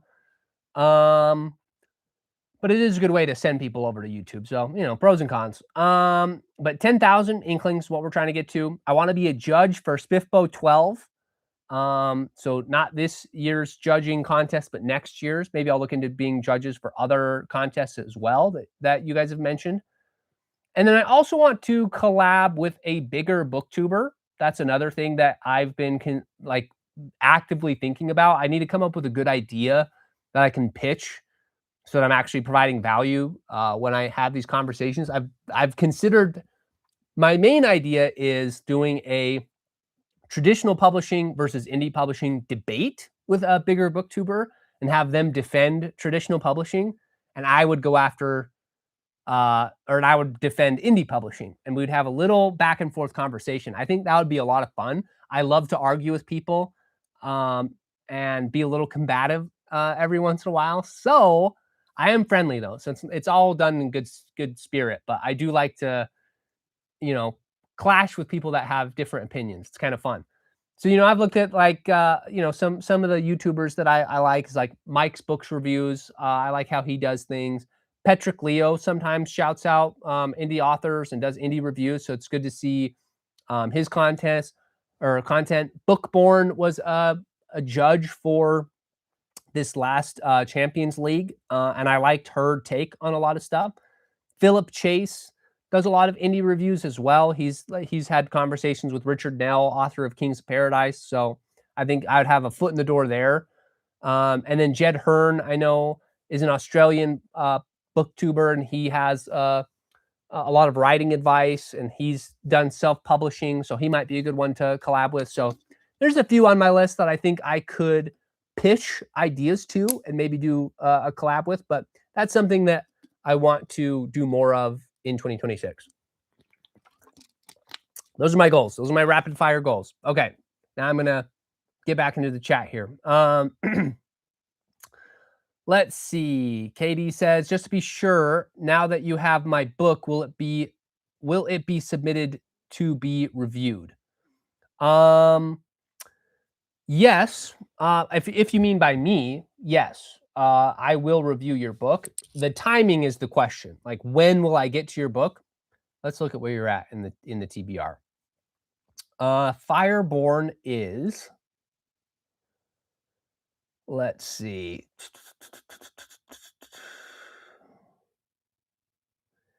Fireborn right now is 96th on the TBR. Now, if we're also going to be doing a lottery system, and how I've decided to do that is I'm going to announce. So this is what my next video is going to be next week. Is basically I'm going to announce the 5 upcoming books that I'm going to read. 2 of them are going to be on the actual TBR, so that we're always working down the TBR list and giving the people who submitted first a chance to get their books worked down the list. So 2 of the books in the 5 will be TBR books, just according to the list and order. Maybe 3. I haven't decided, but at least 2. And then 2 will be maybe 2, maybe 1, maybe 2. We'll see. Will be physical copies. Will be its own lottery. So anyone that sent me a physical copy on the shelf here, which is how many have a physical copy? I have a whole list in my spreadsheet, not counting these. 1, 2, 3, 4, 5, 6, 7, 8, 9, 10, 11, 12. So if there's 12 more, but we have 1 duplicate, so really 11 more. Well, these 2 are duplicates as well. So 11, 10, 9. So like 8 more. Okay. So that means we have about 45 books in the physical books lottery. And so you get 2 random chance opportunities to be chosen in there. So that's not a bad lottery. And then the last one will be for all books, the all book lottery. These are for people that are submitting audio, or not audio. Some haven't submitted audiobooks, but it's for people who submit ebooks who can't send a physical book. I still want to give them a chance.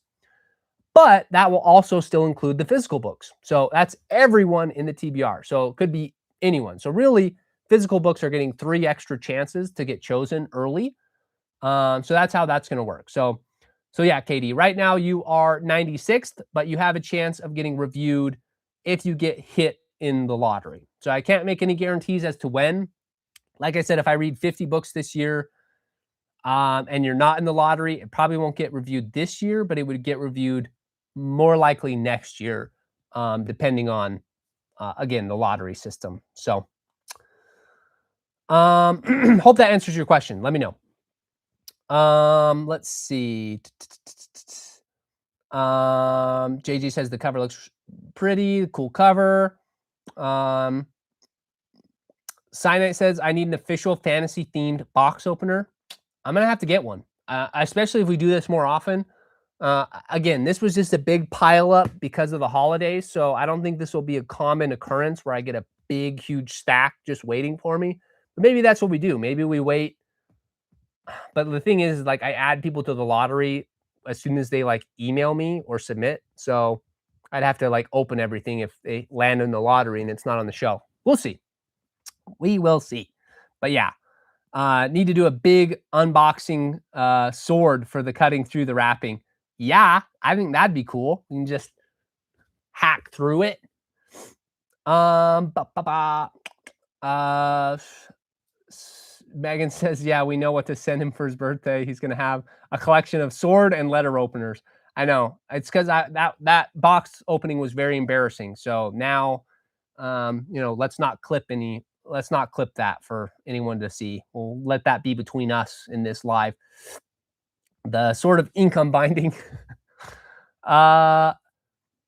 Timothy says, oh, more goals. I don't think I'll get my supervillain lair on the top of the volcano, the orbital mind control lasers, 10 henchmen, and 100 minions by the end of 2026. Yeah, I mean, that's ambitious. I mean, you got to start somewhere, though. So keep at it. Let's see. Sinai, I'm blanking on their last name, but there's another indie reviewer I like that you might jive with. Margaret is her first name, but right now she's examining the indie landscape at places that aren't Amazon. Oh, I know. There's so many people that are like Amazon protesters or whatever. I'm not one of them. I get it. If that's your moral and ethical decision, good for you, more power to you, but it's not for me. So I still purchase from Amazon. I get Prime delivery and I love it. So again, I know people have their qualms with it, but I like it, and I'll stand on that. Is what it is.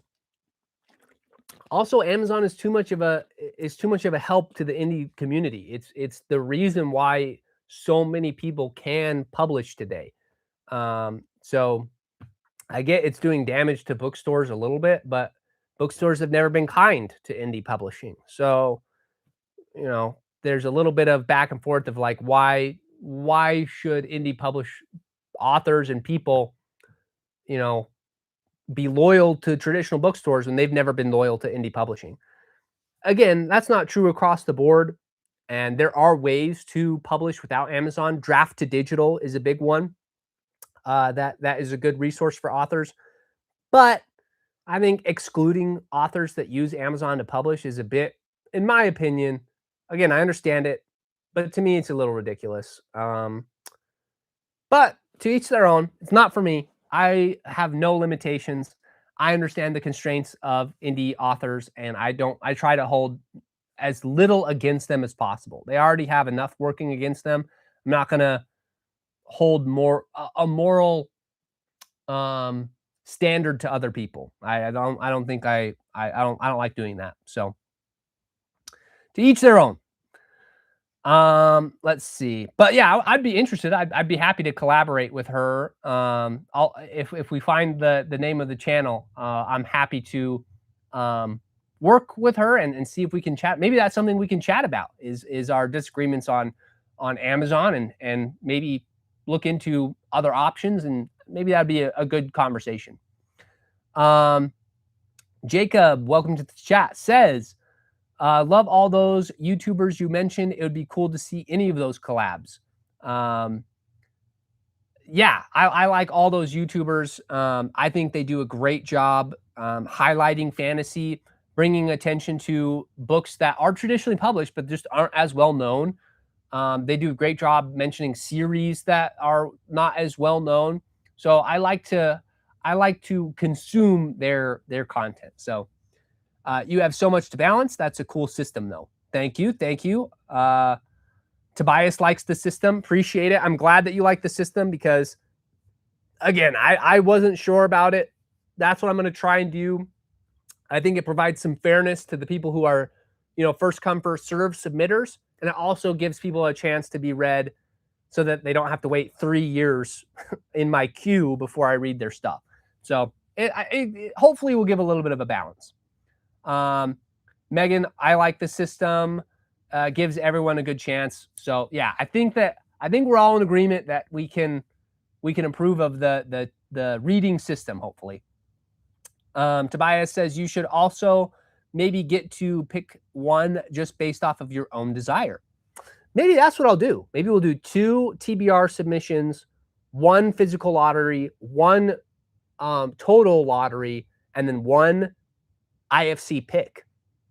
So maybe, yeah, I like that actually. Something that I think would resonate with me. Tobias, I like that. I like that idea. Putting some power back into my hands. That's dangerous. No fluff. As the channel grows, the stacks are only going to get bigger. You know, I heard somewhere, maybe from Library of a Viking said this, one of his videos, where you don't have an official library until you get 1,000 books. So that's another one, not of my goals this year, but long-term goals is 1,000 books so I can have an indie fantasy library. How cool would that be? That will be a cool thing to say. So I think I have like maybe, I don't know, close to like 200 plus books with all the ebook submissions, but I want a physical library of indie fantasy. I think that would be so sick. No fluff. Let's not clip that is the quickest and surest way to get clipped. That's true. Well, we can hope. We'll just pretend that those things got forgotten. So Megan says maybe 1 henchman. Yeah, responding to Timothy. Yeah, he'll have to set some more reasonable goals there. Let's see. Let's take a look here. Cyanite says, I'm just holding on to the fact that my book is 69, like a badge of honor. That's funny. Well, it's probably moved up the list since then. So, but your initial submission, yes, you can hang on to that. Tobias, that is a good idea. Then if he gets into the mood to read, he can do that. It's true. Yeah. And also, like, I feel like it's a good way to reward maybe authors who are active, like the people in my chat. Like, it's a good way to reward you guys for participating and being part of the Discord, being part of the lives. Like, I think that it's good to reward authors and people that are active in the community, because I know it's like taking time out of your day, and I am conscious of that as well. So yeah, it might not always be like what I'm feeling like reading. Maybe it'll just be a reward system for the inklings, for the loyal inklings out there. Let's see. Katie says, I publish through Lulu. It is no cost to the author and only to the buyer. The author profits from each purchase. The drawback is that the author has to do all their own advertising. Might be a good option though, because really the author has to do all their own advertising regardless. And you can probably still run ads and stuff on other platforms. It's just Amazon ads are the most like streamlined, so that would be the challenge there. But that's a good to know that there's options out there for people that are not Amazon friendly. Tobias, you're putting in all the work, so you should get to pick one, in my opinion. You're right. I like the idea, and we're going to move forward with it. Every 5 books, because we're going to go in groups of 5, just because it takes me about a month to read 5 books, give or take. And that will put me on track to getting to my 50 goal. So yeah, we'll do 2 TBRs, then we'll do 1 physical lottery, 1 every 1 lottery, and 1 pick. I like that system. Every 5 books. That's how it's going to be. Megan says, Katie Tackett, do you have to provide your own ISBN? Good question. Really, you should buy your own ISBN regardless, because when you use Amazon's provided ISBN numbers, they put a lot of restrictions on what you're able to do with your rights. Like, I think they don't allow you to distribute. They put a lot of distribution restrictions on your book, as far as I'm aware. That's what I've seen. So that's like my one issue with Amazon publishing. So I would say buy your own ISBN, then you are sure that you have your own rights to everything that you do. But it is a good question. Megan says, what book on your current TBR are you looking forward to most based on purely the vibes? So the one that's like right around the corner is The Sapphire Heart by the Three Scribes. Love the cover. It's a thick book. It has an interesting premise. So I've really been looking forward to reading that one. That one I think is 2 books away on my TBR. So it's in my current, 10 that I listed out. So that one I'm really looking forward to. And then just as far as the vibes go,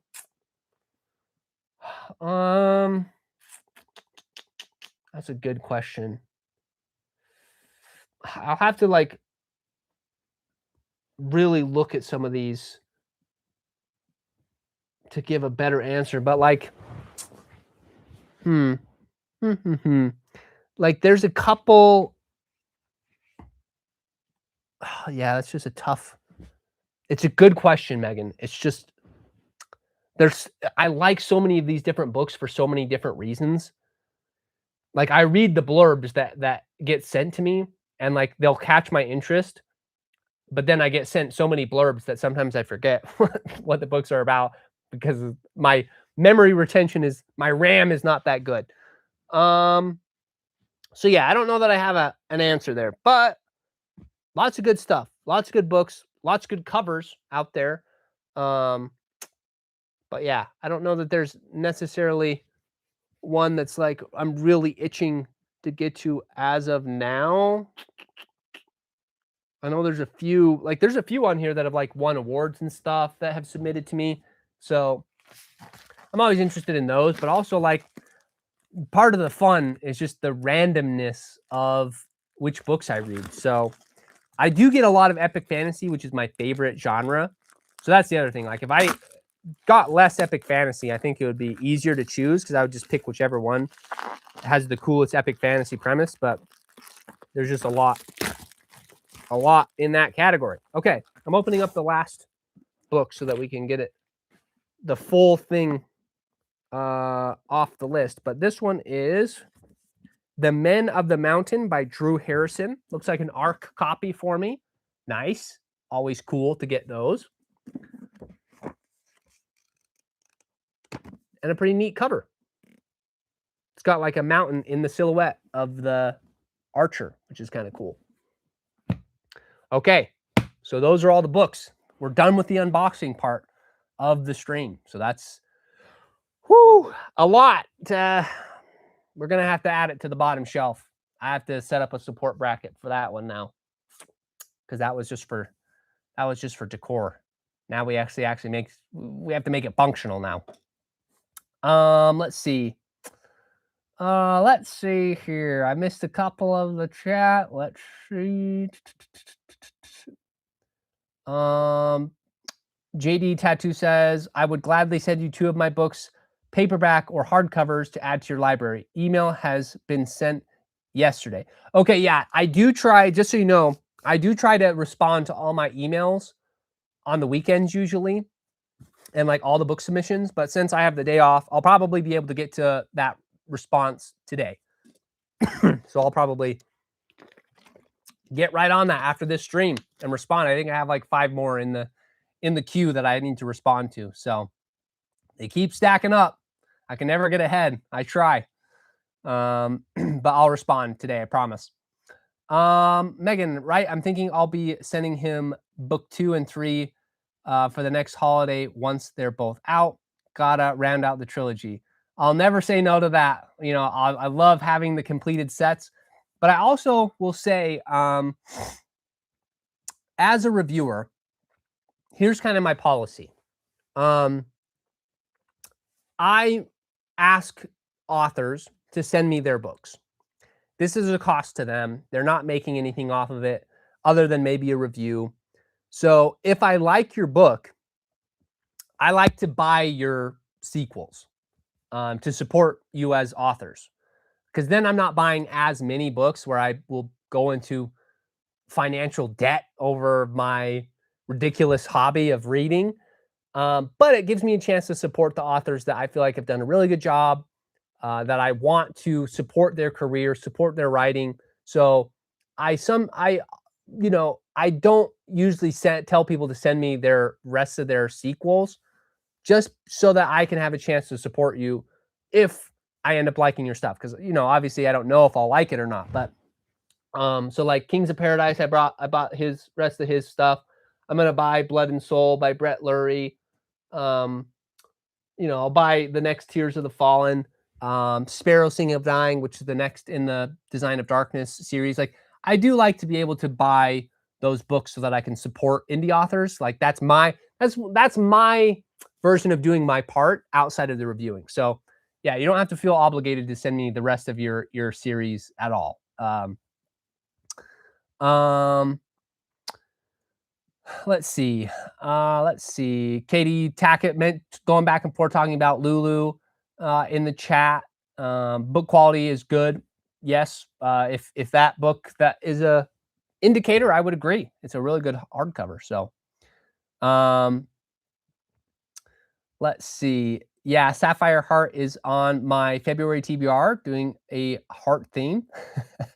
Love it. Epic fantasy. Yeah, it looks good. So I'm curious on a couple things. The cover looks good, but also it's the 3 women who wrote it, which I think is an interesting concept, like writing with partners. I think it will be interesting to see how that comes through in the story. So that's kind of another reason why I'm curious about it. Cyanide says, not a bag of holding, but a bookshelf of holding is needed. Yes, agreed. Megan, we all need one of those bookshelves. My D&D books all have to go on the bottom because they're so heavy. Yeah, it's crazy. It adds up so quick. Jacob says, I just had to sell 95% of my library for a cross-country move. Oof, that is brutal.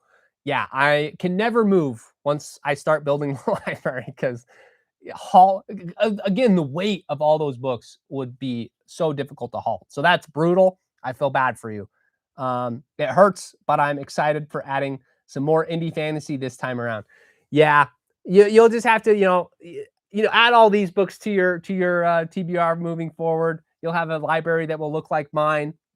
But yeah, that's brutal. Like losing your library for a move, I understand it. It's a hard to move all that stuff, but that would be a sad day.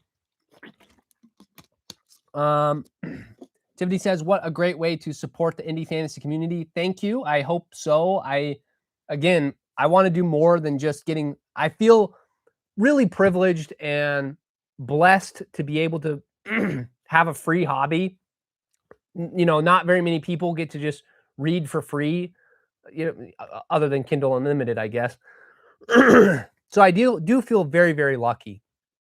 And so I feel like I get a chance to pay it forward to the authors that I feel like are doing a really good job. And I really like being able to do that. So I'm happy to do that when the occasion calls for it.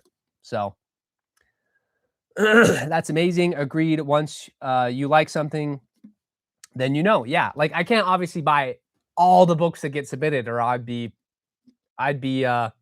ruined. I'd have to sell my house or something. My wife would not allow that.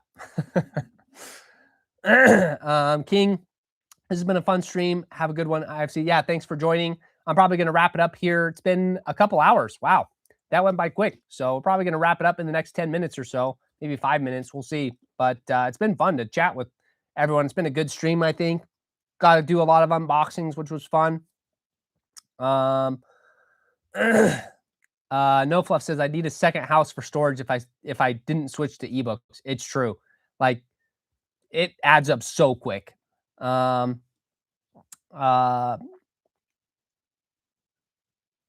don't get the smell with ebooks. True. Very true. I like the feel of a physical copy, and I like to be able to manually flip through and see where the chapters begin and end. And I like to see my progress in the book itself. I know the ebooks do a good job of like showing the progress bar and telling you how many pages are left, but it's not the same. So that's why I prefer physical copies a lot of times.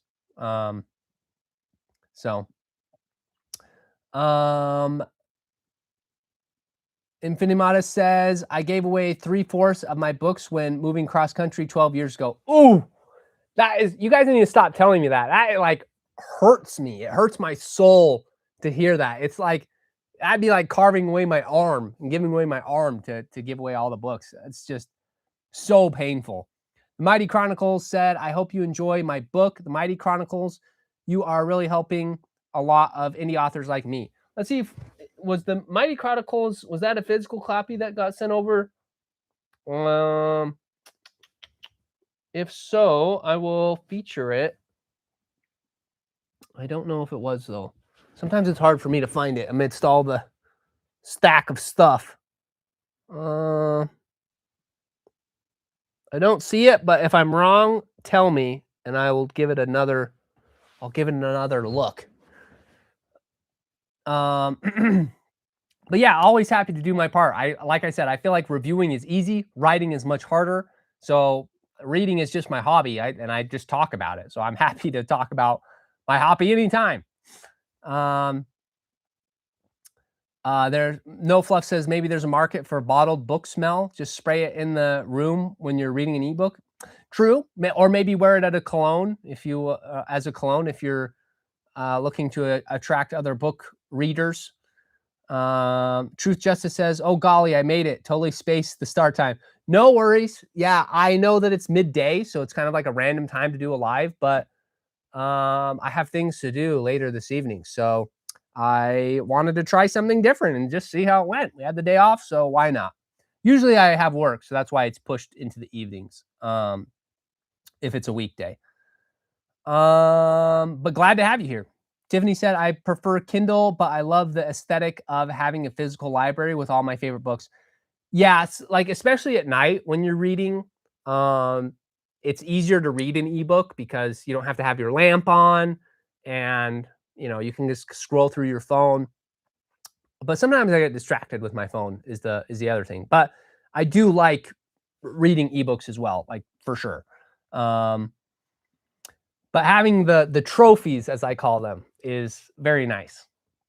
Truth Justice, aw dang, I missed most of it. We'll replay. Again, not an issue. Like we've just been chatting here most of it and doing a little bit of unboxing, talking about our goals. So it's very casual live. So, no stress. Thanks for sharing. Happy reading for sure. No problem, Katie. Cyanite, very glad to see my book arrived. And this has been a great chat and stream. Thanks for joining. I know we're wrapping up here in the next couple of minutes. So thanks so much for everyone that's participated. Made it a lot of fun for me as well. So Megan, I have to read on Kindle for the open dyslexic font, but love to buy the books if I liked it for the library. Yeah, like the trophy. Yep. But it's cool that the ebook has can help you with that kind of stuff. Timothy says, my book collection was a casualty of my first marriage. Trade paperbacks didn't look good for the shelf, and appearance is everything. So I was told. Not bitter at all. Yeah, sometimes that's why I'm relegated to the unfinished basement for my studio and for the bookshelf. Like this is basically my little arena. My wife gets full control over how the actual upstairs living room area is presented to the public. So this is my little dungeon. I get to craft it however I want, which is nice. And so hopefully that doesn't change anytime soon. Truth Justice, my book collection is out of control. I love physical books. Same. I love it. They're super fun to have as they're like badges of honor of what you've read. Obviously, I have a lot to work through. Megan, I'm super excited to get my writing going for the year. Already got 1,000 down this morning. Nice. Yeah. Congrats. I know cranking out words can be a challenge. So you're killing it. 1,000 words a day is usually like a good, I would say a good standard. So if you're writing more than that, that's really good. Tobias was fun. Yeah, Tobias, was good to have you. Thanks for joining and chatting and participating. It was a good time. So I think we're going to wrap things up. Really appreciated everyone joining. Thanks everyone who submitted their books. Always happy to shine more of a light on the indie fantasy community. Obviously, always happy to have Inklings join the stream and be able to engage and chat with everyone. it's fun to have that dynamic. So I had a good time. We'll get these added to the shelf somewhere. I don't know where. Probably the bottom shelf once I stabilize it a little bit. But that'll do it for today. Thanks so much for watching. Stay tuned. Next week we have a book review, and we also are going to be announcing the TBR video where we're going to go through the lottery. We'll be using the system that we talked about here. So I'll pick one. We'll do 2 from the list, and then we'll do a physical lottery and a total lottery. So it's going to be fun. So we will see you all in the next video. Thanks for joining.